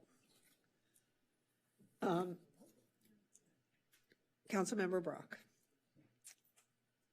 So in terms of development, these are minute questions, very small. And I'm so happy that the gestation of this project from 2013 to now has really, really been tremendous and answered so many of the public's questions. I think it's rare that, since I'm considered part of the slow growth part of the city, that I can be so enthusiastic about a project as well. And my 2 questions are both very minor, and both of these I talked to Jeff Worth about in his showroom for this project. One, while we're charging $1 for access to the roof, I expressed a concern in his office that people, regardless of whether they had $1 bill on them, could still be allowed on the roof. And I think the Planning Commission also mentioned that when they voted unanimously for this project. So I'd like to know where we are on that. And then, should I get an answer to that first? Sure. Jeff, someone? I just want to make sure no one's turned away. We made a commitment back in 2013 to generate proceeds for the Santa Monica Education Foundation. I think you heard a lot of people here feeling that's a strong aspect of this project. So I hope that we can agree that $1 is a very nominal charge, but what it produces, you can do some pretty quick math and figure out it's going to be a meaningful impact to them forever. And so I hopefully don't have to go back on that promise to them. I hope we can agree that, it's just $1. And fortunately, we'll have all the machines in the world. So you just have your card. You don't have to actually have the cash on you. But hopefully you can agree that the trade-off is a bigger benefit to the city and to the community to support the programs with the kids. I'd ask that you would look at it that way. Okay. May I ask a quick follow-up? So when I was there, we talked about having it $1 for 13 and over. Under 13 is free. Did? Yeah, I thought that language was that language included? Okay, internally, we talked about having it free Yes. for children 13 or 12 or 13 and younger. I Yeah, can't. either way. 12 or 13, one of those ages, but and does it pencil even at that, so kids are free and Yeah, obviously it's less revenue, but I still think if that's a great compromise. good, and that satisfies him, so, fine. whatever, 12, 13. Well, when you want become a teenager, elementary you kids. pay. 13 is a 13 very is a- significant age for us Jews, right? Right, But, there you go. If you aren't, you don't, yeah. So 12 is okay. if Okay, it's 12 and important younger, for somebody yeah. else. I think if kids can visit on their own, though, they should be paying $1. And 12-year-olds, like a group of 12-year-olds, can be dropped off and visit on their own. I think we're setting this age a little bit too high. You think As a 10? mom with kids, I think 10 and under. So I personally would never be dropping my kids when they were Not a age group 12, of 12. but I mean, yeah. that's 7th grade. I would accept 10. I would accept 10 and under. 10 and under? And then my second question, we also talked about the museum. And I know that Pritzker Award winner Gary said he did not want this to be his museum. He wanted it to be the community's museum. And I expressed to you when I was in your office that I wanted to make sure that this museum also reflected the Santa Monica community. So we talked about everything from beach life to the Santa Monica History Museum, having rotating exhibits, that the summer could be all about Santa Monica Beach. The director of the Pier Corp has been trying to get a museum or partial museum. You saw one of the exhibits at Pier 360 a week ago on the pier. So for my part, I'd like to make sure that this wonderful new museum also reflects the culture and history and future of Santa Monica. So I know you're planning on rotating exhibits. I'd like you to really give some thought to the people at the pier, people at the Santa Monica History Museum, as well as art. And obviously, architecture as well. Yeah, I mean, it's... So let me just say, I mean, one of my best friends was a curator at the Corcoran in Washington, and I would never presume to tell her what to show in her museum. I don't know who will be, the director of your museum, but I'm not familiar with any city ever telling the director of a museum what to put in it. Sorry. But you tell me. Can I ask if Mr. Worth can answer? Yeah. Thank you. I do think that's a wide range of what you just went through, and what I'm hopeful. I know, I gave you a really wide range. Right, and what I'm hopeful is the commitment to local artists, local architects, things like that will reflect Santa Monica, will reflect the past and the future of Santa Monica. But so the emphasis will be on our town. Well, we're going to have a way to. We'll definitely have exhibits that feature local artists and local architects. I think that's a way that we can brag about Santa Monica to the world. Okay. Thanks. I told you I would bring that up, so No, I appreciate it. I'm glad you brought it up again. Thank you, Jeff. Thanks. Is that it? Yes. Councilmember Davis. So let me start with something more mundane. How did you arrive at 285 parking spaces? We've had numerous hotels built in this community that we set the parking at a particular level, and now that they're built are way over parked. So I'm curious how you got to 285. Yeah, today it's hard to know how many parking stalls you need because unfortunately most of ours are empty, unfortunately. But we use the parking consultant to go through parking demand study for both the hotel and the residents, and that's what I think we actually are exceeding the number by a little bit from what they came up with.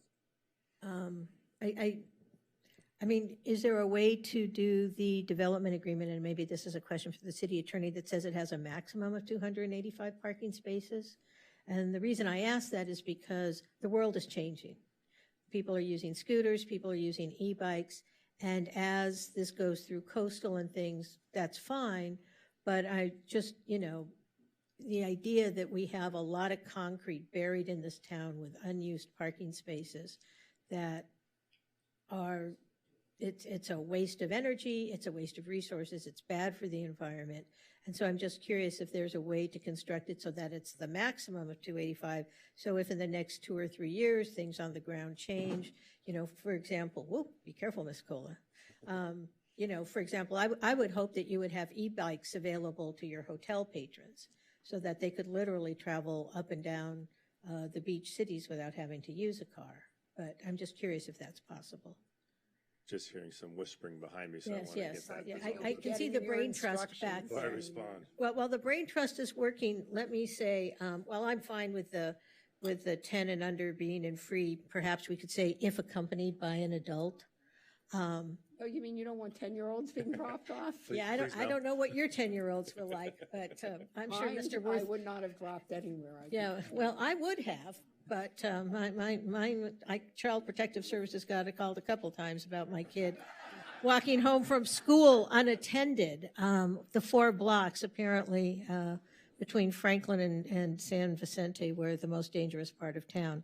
But literally, I mean, it does seem to me that it's a nominal fee, that people stay paid with this. You don't have to have the buck on you.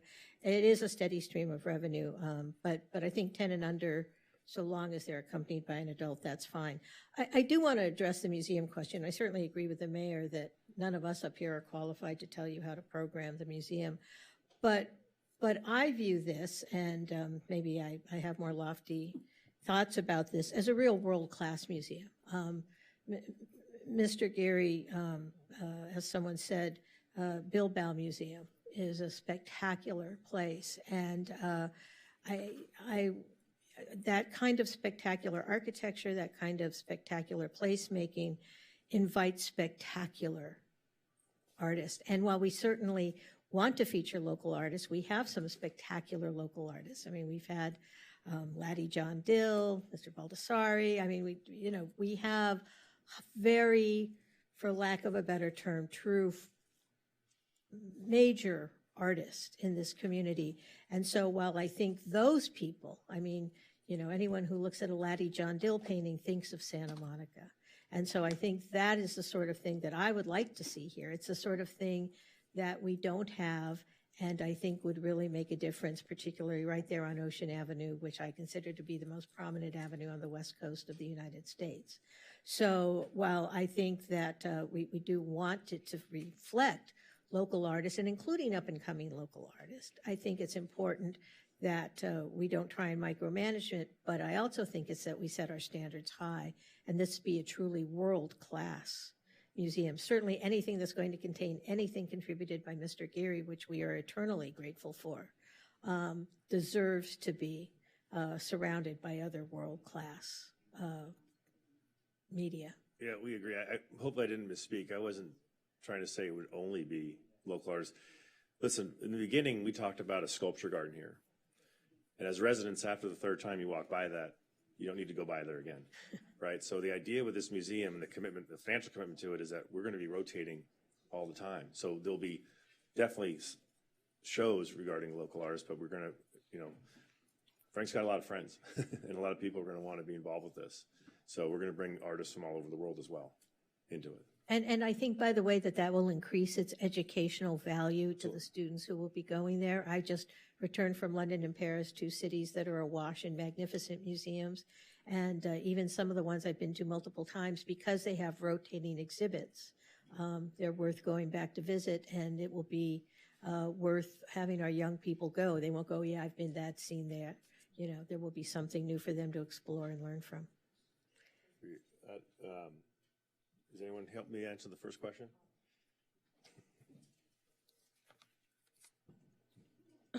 We're just working on a few edits to the development agreement language, but we can clarify. I mean, yeah, I don't want you to have a problem at Coastal about parking or anything like that, but I just, as long as we can keep that clarification that if Coastal trumps, you're right, but we haven't had a problem with that. We've been able to convince them so far, but we don't want to have to Well, come back. I'm hoping the bird of rationality has lit on many people's heads that we have a history of overbuilding parking in this city. So I think I'm fine with the number as long as it's a maximum, but if things on the ground change, as things develop, you can adjust that. That would be great.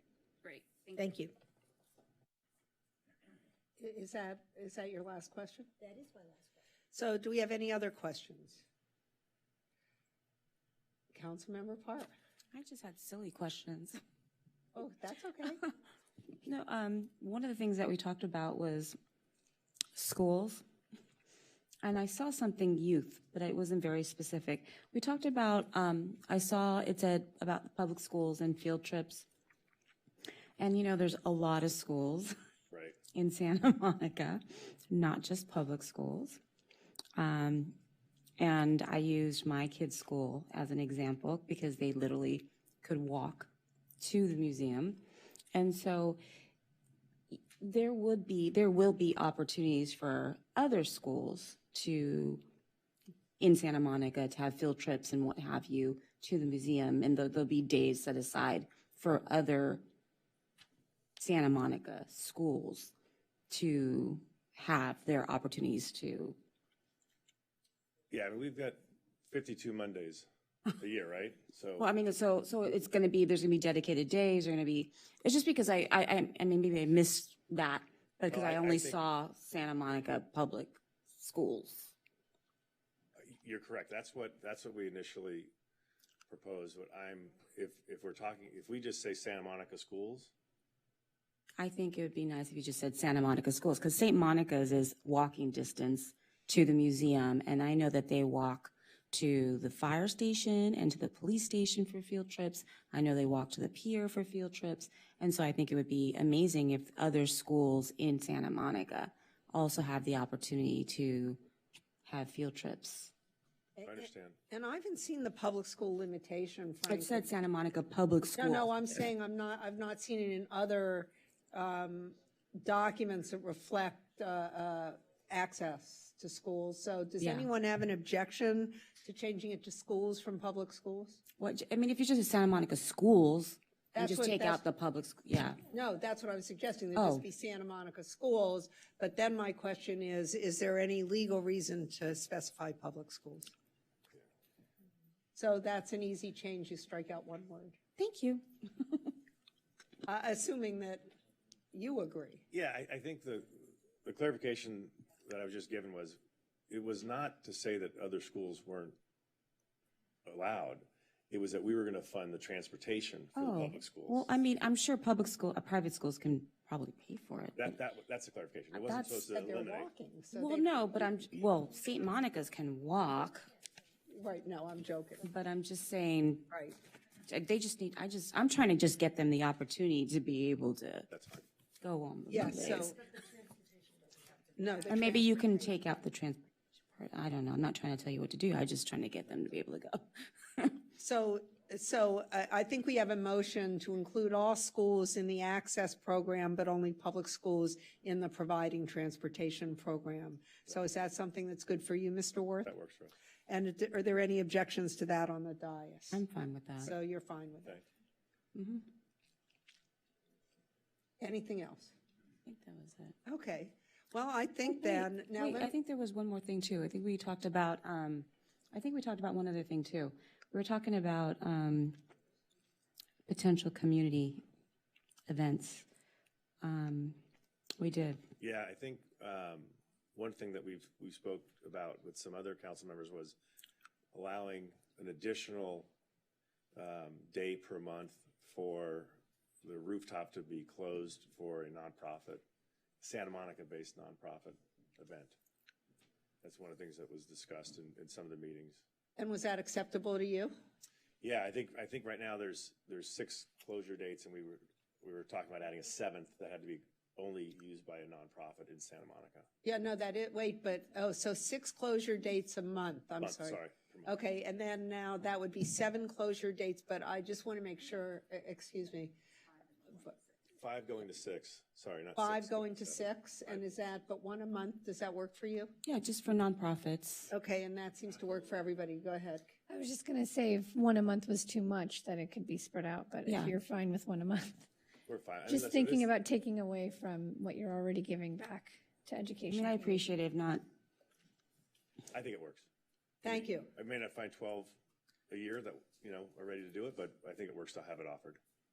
Thank you, Jeff. Okay, so any other questions or comments? So now I think that's good, because now we're ready to vote. This could be a record. Oh, yeah, I'm sorry. I thought questions or comments. Yes, discussion. I just wanted to say that I'm just really glad that I get to be here for what I think is a truly historic moment for our city to get to potentially move this project forward. And I want to thank Mr. Geary for what just appears to be a love letter, I think, to Santa Monica, and really sort of encapsulates so much of your artistry over your career. And as a local, this is such a beautiful way to give back. And then Jeff and the whole project team to truly meet sort of the goals that the city set out for projects of this type. It's just a really magnificent thing, and I can't wait to see it open. And assuming it passes tonight, which I think it will, because you guys did do everything the right way. And I really appreciate Mr. Geary's comments about trying to figure out a design that spoke to what this city is. And I think this, in our sort of tourist-heavy center, will be such a global attraction. And I was glad to see Brewery here today to be able to speak to that too, because people already come here from all over the world, but we have been missing for so long a great art museum, and some of these elements, whether it's the architecture of the buildings, and again, the high caliber museum. This is going to draw people in, and it's going to jumpstart and reinvigorate a downtown that we've been trying to bring residents back to. We know that residents have to have something to go to downtown on a regular basis. The beauty of the museum is it's going to make us want to keep going back. And so I'm just thrilled. This is such like an honor to be able to be here, to be able to vote on this project. And so I just thank you all so much. Councilmember Brock. I mentioned already earlier that I was really gratified by the developers' attention to detail and attention to honoring the items, the things that Santa Monica really wanted.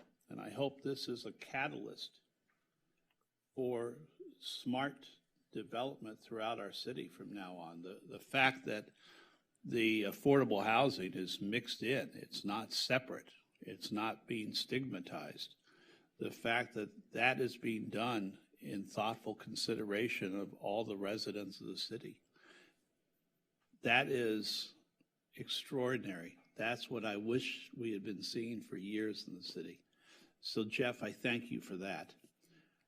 And Mr. Geary has been known for creating controversial architecture that later everyone just goes, wow.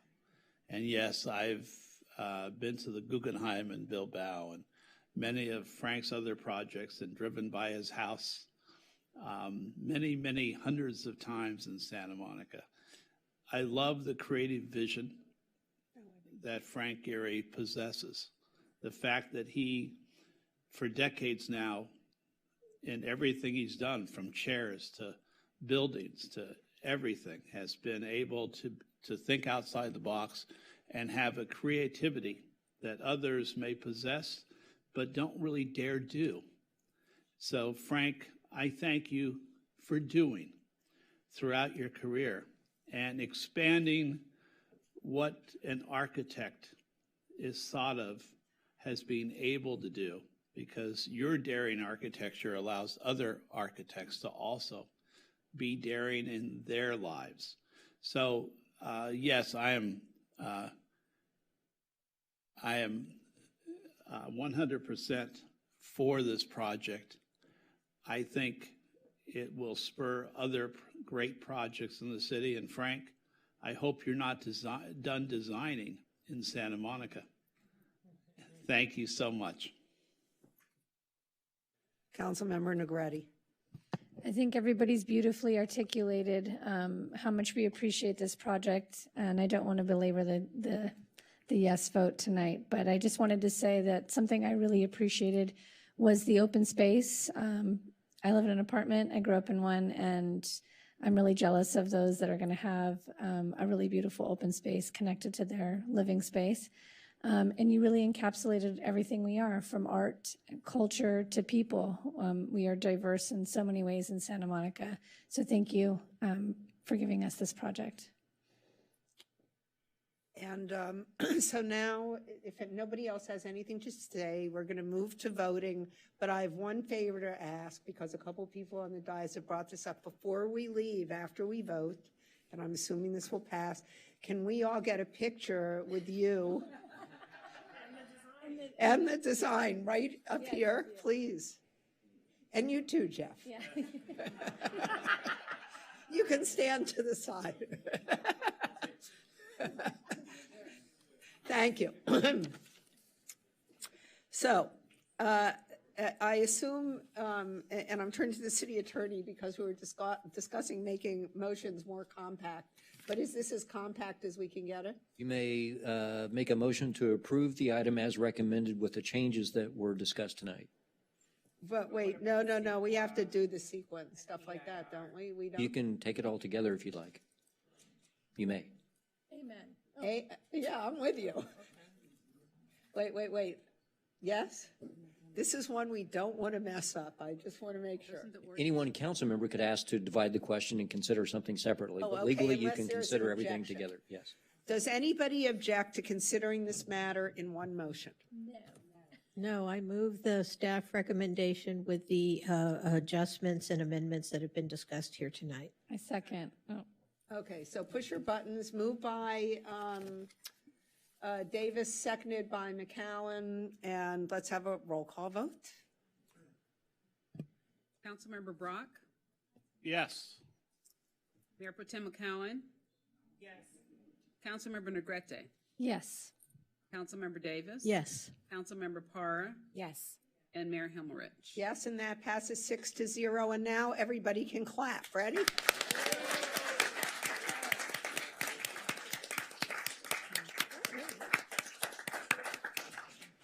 Okay, it only took 20 years. It wasn't so bad. Are we standing back here? No, I think don't you want to go down? Well, yeah, I don't know, because I don't know how you'll get the modular. I feel like he should come up here. Shouldn't he come up here and then? The other one was on a higher table. But wait, hold on, we want to. Okay, so you guys all.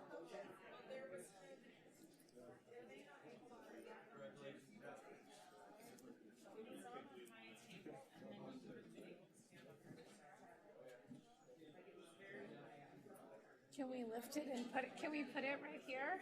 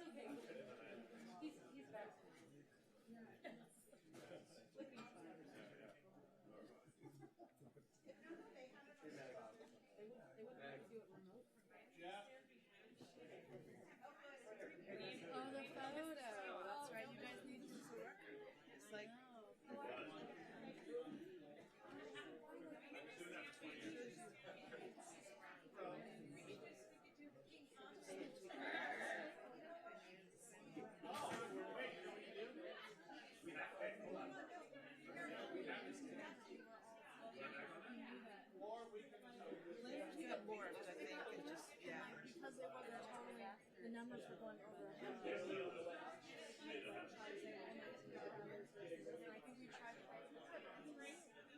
Yeah, it's just that what happened was, Tracy read the language and she realized it wasn't for her, so then she requested it. And then remember we had that follow-up. I know, but it didn't get all into like my. That's all right. But like, if you were to ask me, I was like, oh yeah, they all are subject. It's just that some of them. Oh sure, sure.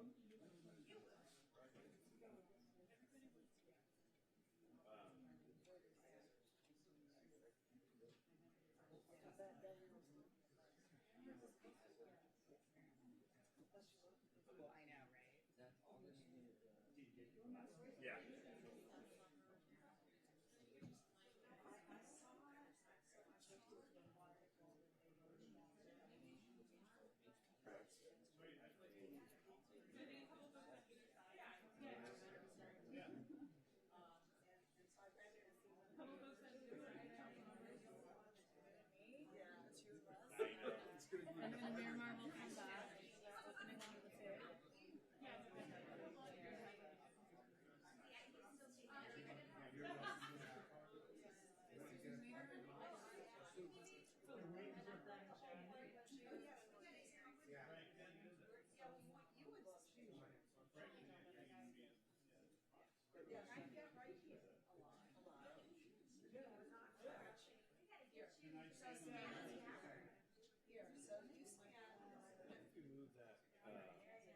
Push the, push it like that.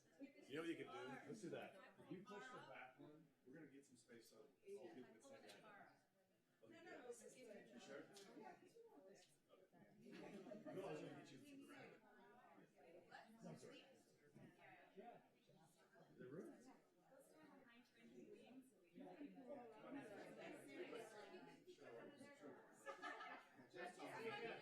Just lay down.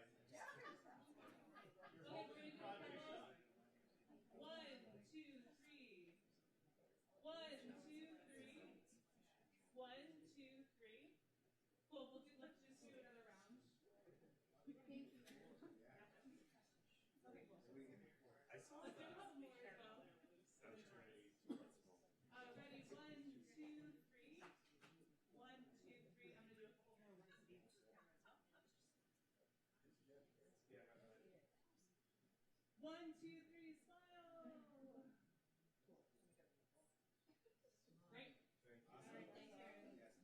You don't want to show all these cards because those cards.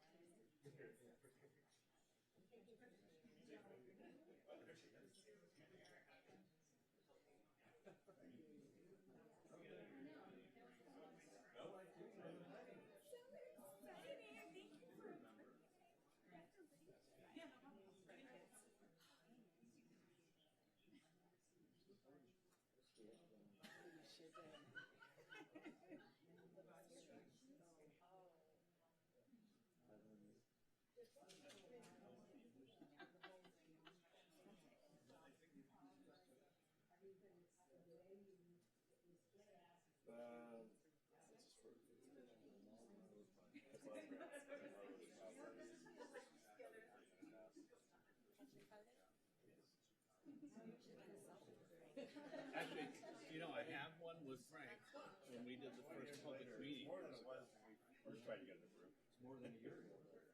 Yeah, about percent. I don't vote no on everything. I'm just saying.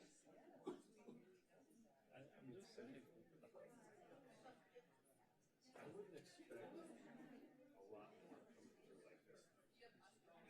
I'm just gonna say. The grandkids are proud of it. Like I said, this could be a pattern for more.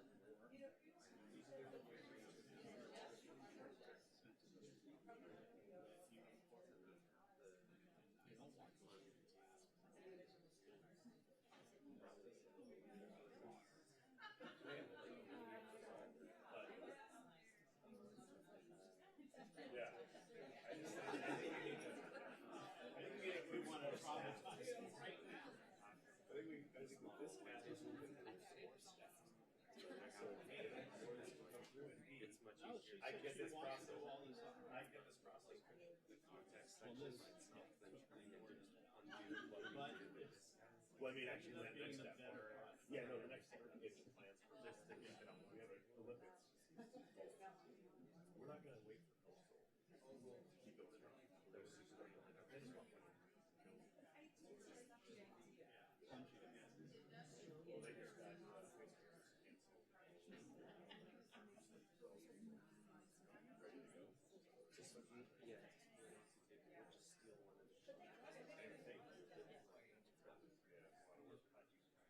Yeah, a lot of work projects. All right. Thanks so much. Jeff? Yep. I still want that request. Oh, for sure. Oh, 100%. Susan, Yeah. you want me to take your picture? No, let's do it.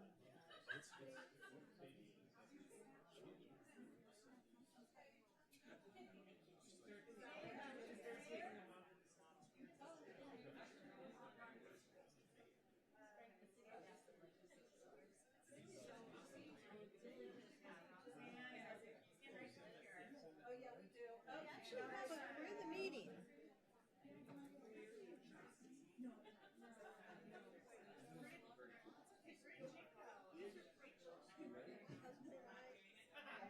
I thought it was one of those auxiliaries.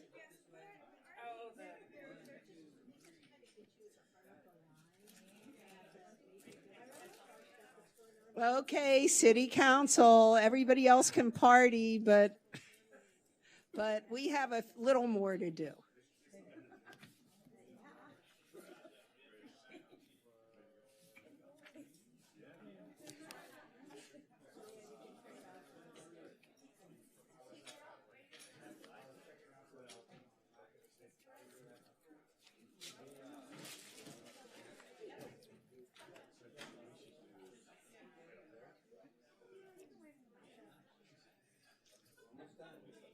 You're back. You missed the best part. This was the best meeting. That was the best thing. Well, you know what? This is, I think, the only major project downtown I voted for. That's okay. I mean, everybody.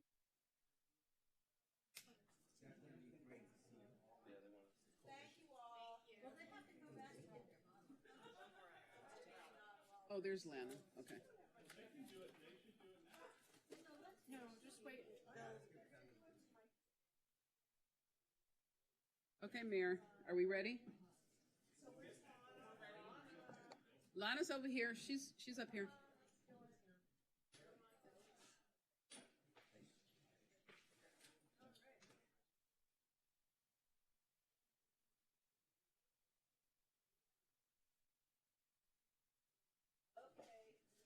Are we ready, Mayor? Okay, we are back in session on the special meeting of Thursday, July 14th, 2022. And Madam Clerk, I guess we're on the 8th now, or is that correct? So we're on the 8th. So this is the annual appointments for the boards and commissions, and we're starting off with the Architectural Review Board, and there's two vacancies that expire, and you have the two incumbents who applied. So the two incumbents are Kaufman and Daly. Yes. And are there any other names that anyone wants to offer? Should we do that by acclamation? There's no other names to offer. There's no other names on the list. Nobody else applied. Okay, so by acclamation. By acclamation. Okay, good. So Ms. Kaufman and Mr. Daly, welcome back to the ARB. So next we have the Arts Commission, and we have 2 seats for the Arts Commission. And we have one incumbent, right? We have one incumbent, Mary Elizabeth Michaels. So I nominate Mary Elizabeth Michaels. By acclamation? She's an incumbent. Okay, by acclamation. Welcome back to the Arts Commission, Ms. Michaels. And we have an odd thing with this because we got a recommendation. Is this the one? No, not that. I sent that. We can talk about it. I sent the sustainability. I asked Denise to distribute that. That's no, but we have one more to do on the Arts Commission. I nominate Kara Fox. I'm sorry, who was it? Fox? Oh, Fox, okay. And I nominate Federico Galavis. Any other names? I thought I had some. Okay, Hold on. let me call the roll. Councilmember De La Torre.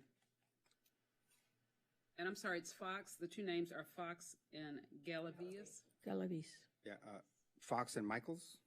No, Fox and Galavias. And you have to choose between those. Okay. But So Fox.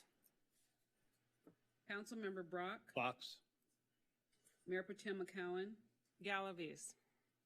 Councilmember Negrete. Sorry, this is the arts, right? Yes. Yeah, Arts. Galavis. Councilmember Davis. Galavis. Councilmember Parra. Fox. Mayor Himmelrich. Oh, this is where my vote counts finally, right? Galavis, sorry. So Galavis has 4 votes. Now we do, and congratulations, Ms. Galavis, and welcome to Mr. Galavis, I'm sorry, and welcome to the Arts Commission. So next we have the Commission on Sustainability, Environmental Justice, and the Environment. And there are 2 vacancies for that, and we have the 2 incumbents, Robert Lempert and Eric Niederdross. Niendross, yes, and I sent this because I asked the clerk to circulate this letter from the FPPC because there was a question before about Mr. Niendross because he's a consultant who does work primarily for fossil fuel companies, it appears. Which, let me just say that I've done work for utilities. My husband has done work for utilities. I mean, I understand that people need representation. The question is whether somebody who represents Southern California Gas, PG&E, SDG&E, et cetera, is somebody that really should be on our sustainability or our sustainability commission. So with that said, you now have the information I have. And so I'm going to start with Lempert, who is also an incumbent, right, and still has, yes, so I'm going to put that name in. Do you guys want to do one at a time? Yeah, I would like to do one at a time. Okay. So Lempert, by acclamation? By acclamation. Okay. And now my, Mr. Niendross has asked for reappointment, and I'm going to put I only wrote the last names, Tower. Okay, Who's- is there another nomination? Dr. Alexandra Tower. Yes, Dr. Alexandra Tower, thank you. Okay, is there another nomination? Other than, Tower. Then Tower. No? Okay. no, so by acclamation? Yes, and so thank you, Mr. Neandros, for your service, and welcome to the Sustainability Commission, Dr. Tower. Okay, so next we have the Disabilities Commission. There are 3, and this gets complicated. We only have 2 applicants. And just to let you guys know that the Thomas John Hill is termed out. So he's done his time, so he can't. And then Wetter, so I'm sorry, I have notes here. So it says Disabilities Commission, Delbert Wetter and Cara Hindler. Cara was not required to reapply because she was reappointed a month and a half ago. So that's one. And then the other one is Wetter and John, like I said, John Hill is termed out. We're looking at a different No, those are the incumbents, but I have another name on that we Right, have but other on the applicants. list, so we have Alexandra Blanc, who is the person who identifies as disabled, and Joseph, is it Antognini? Antonini. So if we have 2 people for 3 vacancies, can we do them by acclamation? And then maybe recirculate for the 3rd spot? Wait, I'm confused because I had 3. So is Hendler Hendler is an incumbent who is up again, right? And is not termed out. Yeah, but she's not on the list. She's not on the list. Oh, so we have 3 and we only have 2 people? Right. Okay. So let's do it by acclamation. Okay. Thank you. So Wetter and Antonini by acclamation? No, Blanc and Antonini. I'm sorry, Antonini and Blanc by acclamation? Right. Good. So welcome to the Disabilities Commission. We will be recruiting for the 3rd vacancy. Okay, and then for the Housing Commission, we have 2. We have Leonore Camner, who's the incumbent, who wishes to be reappointed. Do you want to separate these 2? Yes, I think we should. Okay. So for the first seat, nominations. Leonora Camner. Kate Evarts. Any Kate other? Evarts. Kate Evarts. Yes. Okay, any other nominations? Okay, Councilmember De La Torre, so it's Camner or Evarts? Kate Evarts. Councilmember Brock, Kate Evarts. Mayor Pro Tem McCowan, Camner. Councilmember Negrete, Evarts. Councilmember Davis, Camner. Councilmember Parra, Evarts. and Mayor Himmerich. Evarts. So Ms. Evarts, welcome to the Housing Commission. Okay, so now we have a second seat. Nominations, please. Garcia. Borison. So we have Borison and we have Garcia. Are there any other nominations? Okay, Councilmember Brock. Borison. I'm sorry, I went completely out of order. I apologize. Councilmember Parra. So it's Borison or Garcia? Borison. Councilmember Davis. Garcia. Councilmember Negrete. Desmond Borison, sorry. Oh, okay. Mayor Pro Tem McCowan. Lydia Garcia. Mayor Pro Tem McCowan. Lydia Garcia. Mayor Pro Tem, I'm sorry. Coming. Councilmember De La Torre. Borison. And Mayor Himmerich. Lydia Garcia. So Borison has 4 votes. I think she got Yeah, it. I You did got me first first by out of accident. order. Yeah, I meant to say Parra first. Welcome to the Housing Commission, Mr. Borison. Right. Oh, and thank you, Ms. Camner, for your service. Next, we have landmarks, and there are 3 vacancies. And we have Roger Genser and Dolores Sloan. And Dolores Sloan is requesting a third term. Should we so we should do that term separately then, because that needs more votes. Yeah, we need 5 votes for that. So Yes. I nominate Ms. Sloan. We don't, so let's do her by herself and make sure she gets her 5. Well, I mean, if someone wants to nominate someone to compete with her, they can, but she needs 5 votes, so we need to do her So separate. let's do her separate, right? Is everyone in favor of Ms. Sloan, or do they? Yes. Yes, everybody Yes. is, so By by acclamation. acclamation. Okay, there we go. Yes, now, Roger Genser. Well, So he's the other incumbent, right? right, okay. So I will put his name in, Genser. Are there any other nominations? Nope. So by acclamation? Absolutely. Yes, and this is where I was confused. So there's another name in the mix named, a fellow named Kaplan. There's 2 names, Oh, okay, so, at least. Kaplan was a late addition. Kaplan Yeah, was a late late one, submission.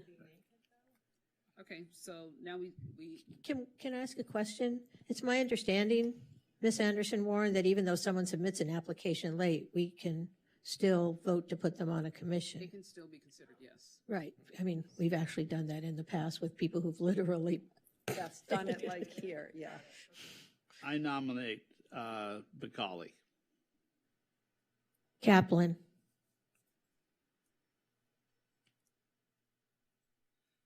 Okay, let's go through the roll. Councilmember De La Torre, McCauley. Councilmember Brock, Macaulay. Mayor Potem McCowen, Kaplan. Since Councilmember Negrete, Kaplan. Councilmember Davis, Kaplan. Councilmember Parr, Macaulay. and Mayor Himmelrich. Kaplan, so Mr. Kaplan, welcome to the Landmarks Commission. Okay, next we have Personnel Board, and there's 1 seat available, and we have Janine. no incumbents. So it's Janine Bush, Daniel Ivano, and Marie Manville. I'd like to nominate Bush, Janine Bush. By acclamation? Any other nominations? Or- No, by acclamation. Welcome, Janine, to the Personnel Board. Okay, next we have Planning Commission, and there's 1 seat available for that. And Sean Landry's is the incumbent, and he is requesting reappointment. Sean Landry's. I don't know, I said Landry's, it's Landers. So are we by acclamation, or are there any I'm other? nominating Sizik. Who are you nominating? Tom Sizik is his name in? He's not on my It was list. a late addition. I never saw anything from him.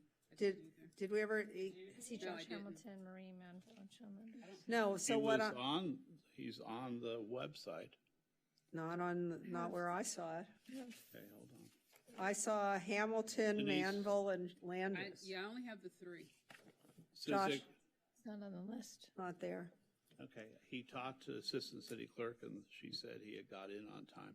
Obviously. But if Well, he's, well, we just cleared up with the clerk that even, the fact is, even if he didn't submit an application, you can nominate him. Oh, even if, I thought that was just if it No, was they have late. to, they do have to Oh, submit. don't they have to submit an application? Okay, I thought the rule was, all right, so But if Denise, it's late, right, yes. right, he is not active on the website I am not, no, for planning.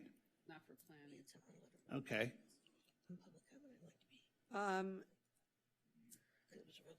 So we have Landris, Hamilton, and Manville, and, And Negrete, I said Sean Landers. oh, are you, oh, I'm sorry, I thought you, Am I nominating myself? yeah, right, that's what I thought. Anyway, Are there yeah, any so other any nominations? other names? I heard from Negrete, Landris, so anybody else? This is by acclamation? seems By like, acclamation, Sean Landris? Okay, so welcome back to the Planning Commission, Sean. And now we have the Public Safety, I'm sorry, you're doing this, That Denise. Public safety Sorry, reform, Denise. that's fine. It's two appointments. And we have another one later. It's a vacancy, so let me know how you want to do it. So let's do these 2 seats first. Yeah. So we have Craig Miller. Can I go back for 1 second? Yep. Sure. I'm sorry. I just got a note from the other applicant that I'm looking at his screenshot of the website.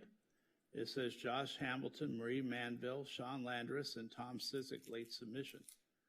And he just sent me notes. I'm on there. I'm active. What? I'm on there. Office of the City Clerk, current applicants. Do you want to move to reopen? Yes, I moved to reopen, but I'd like to have the city clerk verify that, but I'm looking at a screenshot that shows he's on there.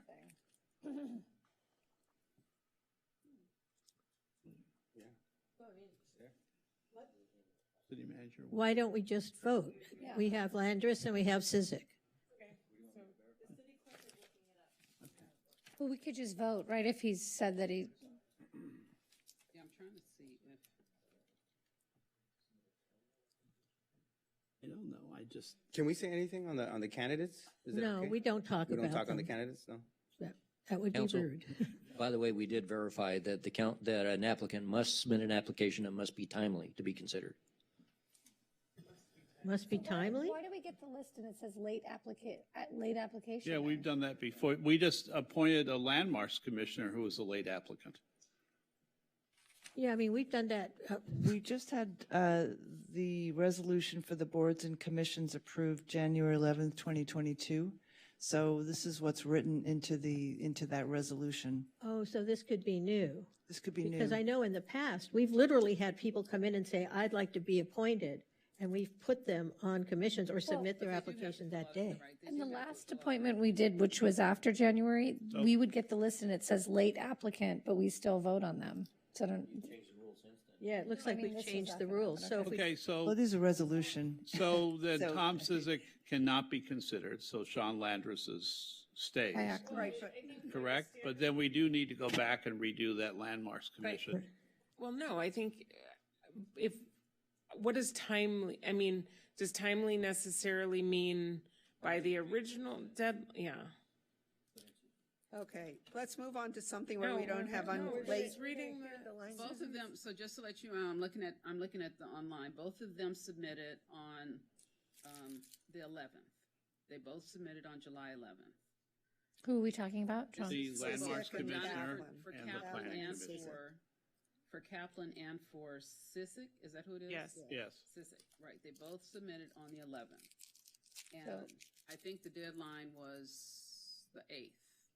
Oh, I think it was, Was it the They 8th? extended the deadline because remember when we guys continue? continued. Right. We always do it to the Thursday before, right? Or Right, but because they were carried over from Tuesday to today, I'm sorry, I wasn't here, you guys, so I don't know what Nikki told people, but. So that would make the 11th the deadline? The 11th would have been, right, so the 11th would have been Monday. Can we move, can we waive the filing requirements as the council? Well, it sounds like they were on time, given what you just said. wait a minute. I'm confused because I think, Didn't she were just they say- timely?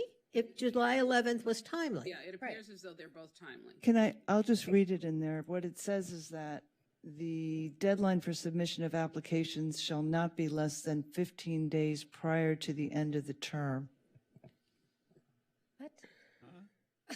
That's artful. Yeah, but that's what, Well- submission? And then it says that if they're not timely, they can't be considered. However, this is by resolution, so I do think that you have flexibility here if you modify that by a vote. Well, 15 days, wait a minute. So No, that's before the end of the that's term, what are I you read sure the wrong that's section. not for incumbents? Advertising 15 days?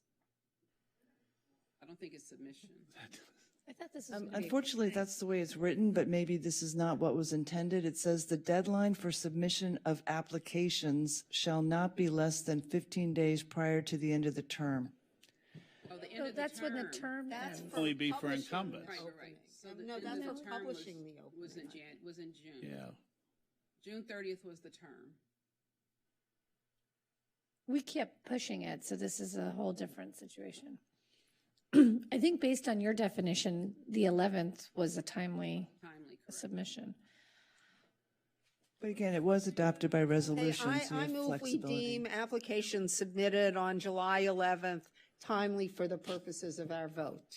Okay, so now Second. we're going back to I need a vote. sec. I Back need to a second. Oh. Let's proceed. It takes 5 votes. Okay, so we have to do a roll call. So if we want to say that 11th is timely, then let's have a roll call vote. Do you need to make the motion? Can you make the motion? Oh, yes, sorry. Okay, so I'm sorry, who made the motion? I did. And I think a bunch of people seconded And it. everybody seconded it. Back on planning. Okay, Councilmember Parra. Yes. Councilmember Davis. Yes. Councilmember Negrete. Yes. Mayor Pro Tem McCowen. Yes. Councilmember Brock. Yes. Councilmember De La Torre. Yes. And Mayor Himmelrich. Yes, so now we can consider those two Okay, late. so back to the Planning Commission. Did you guys want to redo that one, rehear that one? Yes. Okay, so the Planning Commission, we now have, let's just open the floor again and add Tom back and add Tom. I nominate Cizik. I nominate Landers.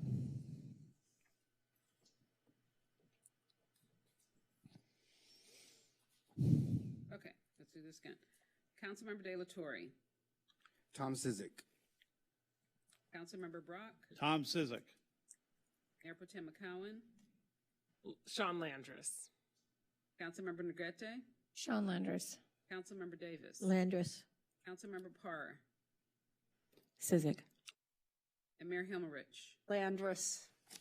So That, and he's not, this is just 4 required for him. Well, I'll This change, is- and I'll change my vote to Landris.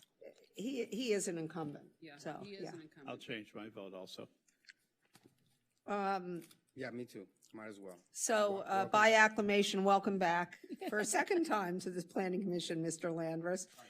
And should we go back to the Landmarks Commission, or is everybody happy with our vote on Kaplan? I think we're fine. Okay, good. If we don't legally have to go back, then let's not. Good, well, Okay, so next we have the recreation, okay, I'm sorry.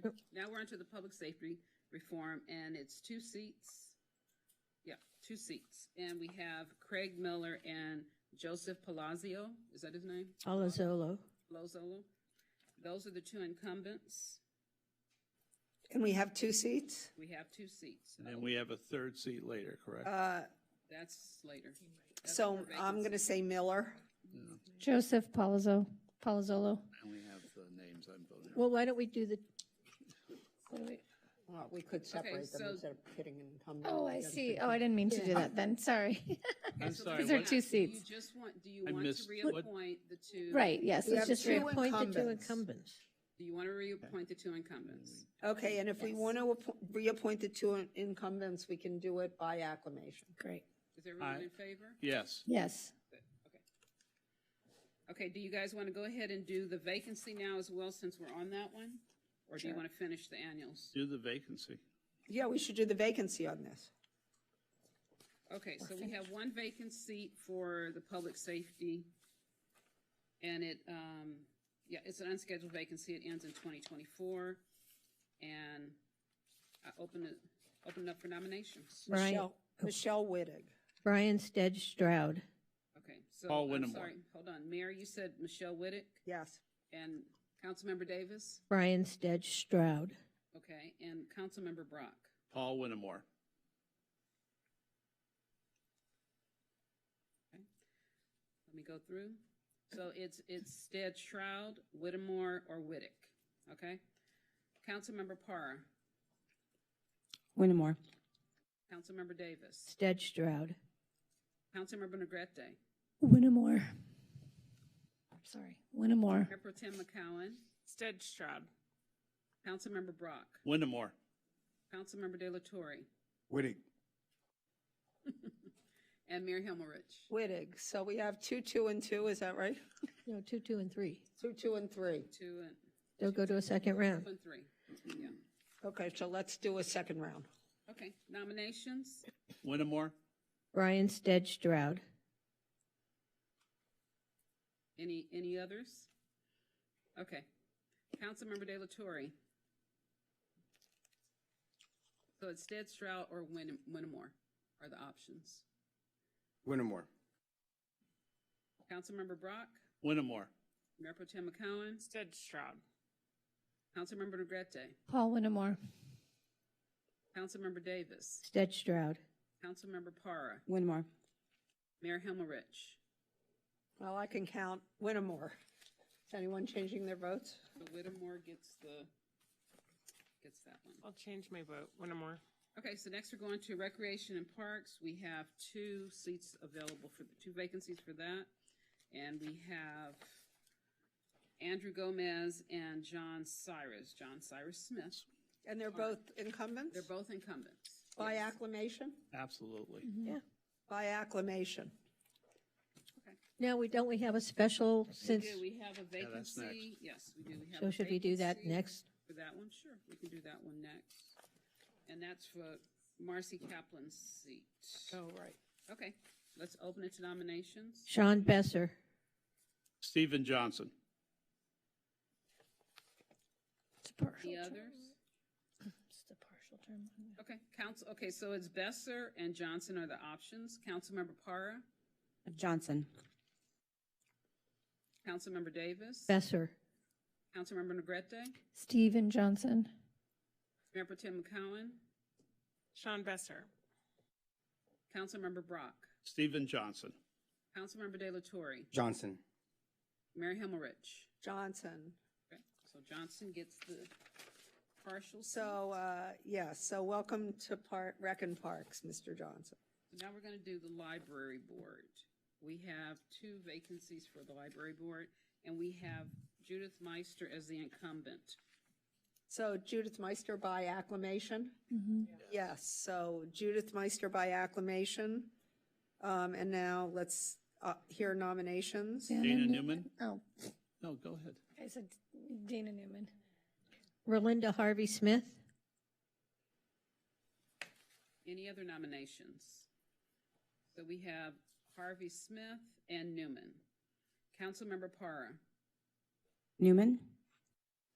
Councilmember Davis, Harvey Smith. Councilmember Negrete, Dana Newman.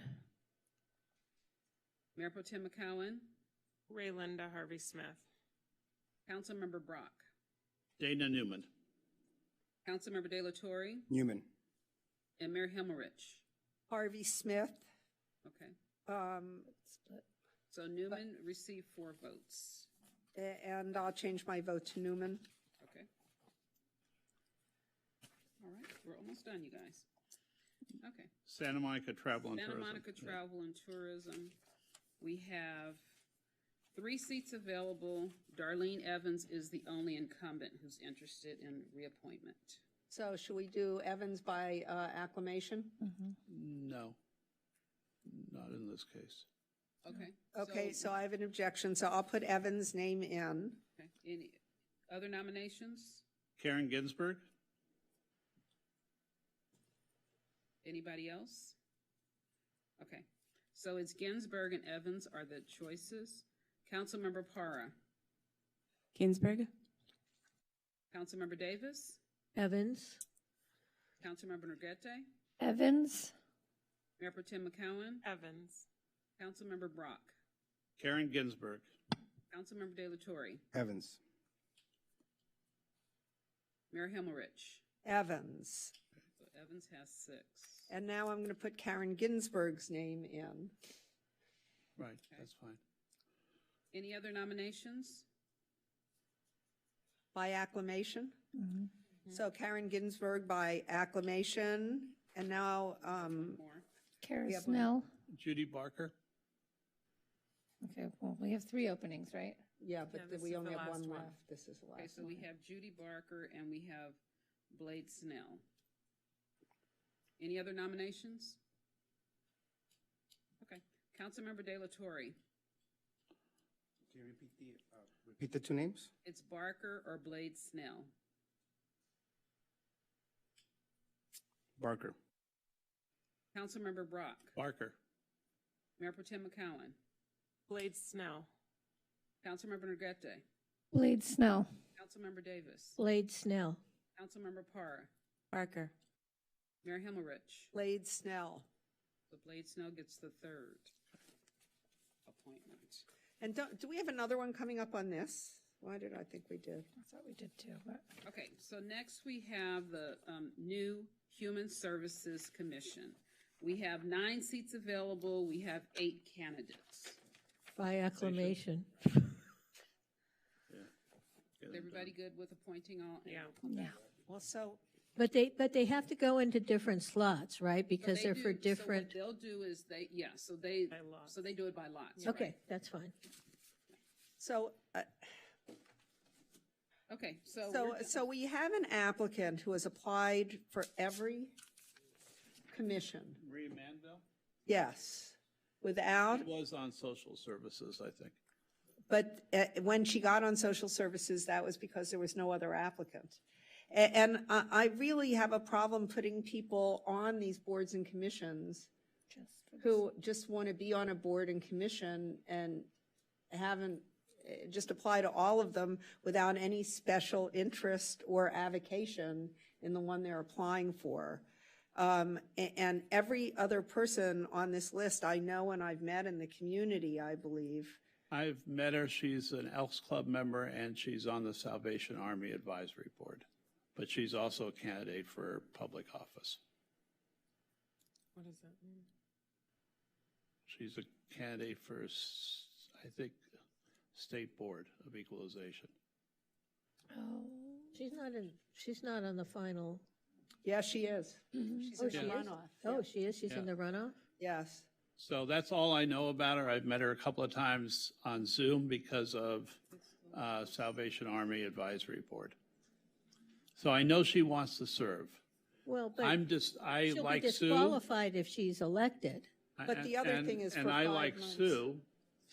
I'm upset. There was another gentleman who I know who applied for 6 or 7 commissions and then called me and said, why am I not being appointed? And my view is like yours. If you have a solid interest in one thing, then I'm good. Well, But no, if there was you're just another random- kid, there was a kid who applied to every commission who wasn't even here, who was at like 10 or something, but was applying to boards and commissions here as if he lived here. So Oh. Is the objection that we should not, at least for the. For this, I would leave one, her we do the out, 7, yes. not the 8. Yes. Okay. Does anyone object to that? No. I've met her. So, I'm We're a not little supposed to make- uncomfortable talking about people. yeah, we're not supposed to get into that. I mean, let's do this. I think that perhaps we should do the 7 out of 8. And then perhaps someone, maybe the mayor, could convey to Mandel, that the reason she was not appointed is because we like people on our boards and commissions who have specific interest in the I would subject be matter. perfectly happy. And I having think- conveyed that to others. Right. before. No, I just think that makes sense because it is awkward to leave her off when there's a space for her, but to convey that if there's a board or commission she particularly cares about, she should apply. Which person, I'm sorry. What I would ask is that you, when you interview her, find out her clear intent. Yes, If she I will. really believes in serving on that commission, and then come back to us. Yes. Thank you very much. Marville, I think. I think it's Manville, and the other thing I believe is that probably for the next 5 months, she'll be a little busy anyway. So, then she can think about which one she really wants to be on, okay? So, Was there a problem with that commission? And we got a couple We of don't have- letters. No, I know we got a couple of letters from people saying they didn't get their full applications, weren't accepted by the website or something over the last week. I don't know, Did the they good still- news is. They still got in.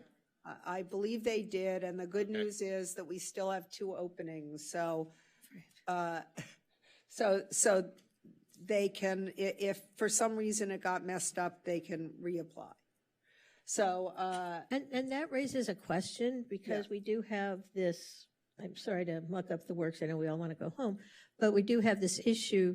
I'm assuming since we still have openings, the resolution that we passed saying that the time to apply to a commission expires 15 days before the expiration of the term for which you're applying doesn't interfere with us going out when we don't have enough applicants. I mean, so we can still go out and seek more applicants, even though technically now we're after the deadline. In light of this discussion tonight, I think we should offer a little cleanup of that resolution. Gee, you think? Okay. I just didn't want to run afoul of our resolution. It was no doubt brilliantly conceived of at the Yeah, I time don't we even think adopted it addresses it that specifically, so not technically a conflict. Okay, yeah, I just want to make sure because we do need to go out and get some more people for some of these commissions. Thank you. Okay, Mayor, can I go? So you voted for the other guy, you can move to reconsider. I was thinking about it. You can do that. I can't. I'd like to do that. Okay, good. So Councilmember De La Torre wants to reopen the Public Safety and Reform Commission Hold on. vote. He was in the, Is this for the vacancy or? for the vacancy, Okay, hold on a second. yes.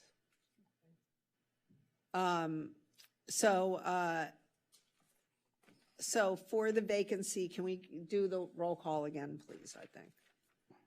Does he need a second to reopen? Yes. Okay, okay, seconded, by acclamation will reopen? Yes. Yeah, sure. Okay, And who was the seconder? Davis. Sorry. What am I doing? Okay, so this is for You the. can't resist that now. So this was for the vacancy, and it was Stead Shroud. Teeth are gonna break. I'm sorry. Okay, just a second. Okay, so it was Stead Shroud and then Paul Winnemore, That's correct. correct? Okay. All right, so we're redoing this vote? Yes, Okay. For both? No, what? just the one Just the open. one The one opening. And opening. there were two Yeah, there were two nominations. Two nominations. nominations. I understand. I'd like to nominate Brian Stedstroud. So we're going to do a roll call. Paul Winnemore. Are you with us, Denise? Yeah, I am. Okay, Okay, so Councilmember De La Torre, Brian Stedstroud. Councilmember Brock, Winnemore. Mayor Pro Tem McCowen, Stead Shroud. Councilmember Negrete, Winnemore. Councilmember Davis, Stead Stroud. Councilmember Para, Winnemore. and Mayor Himmelrich. Stead Stroud. So that changes our vote, and it's And I- Stead And I Stroud. want to Is that change my right? vote. I'll change my vote as well. To Stead Stroud.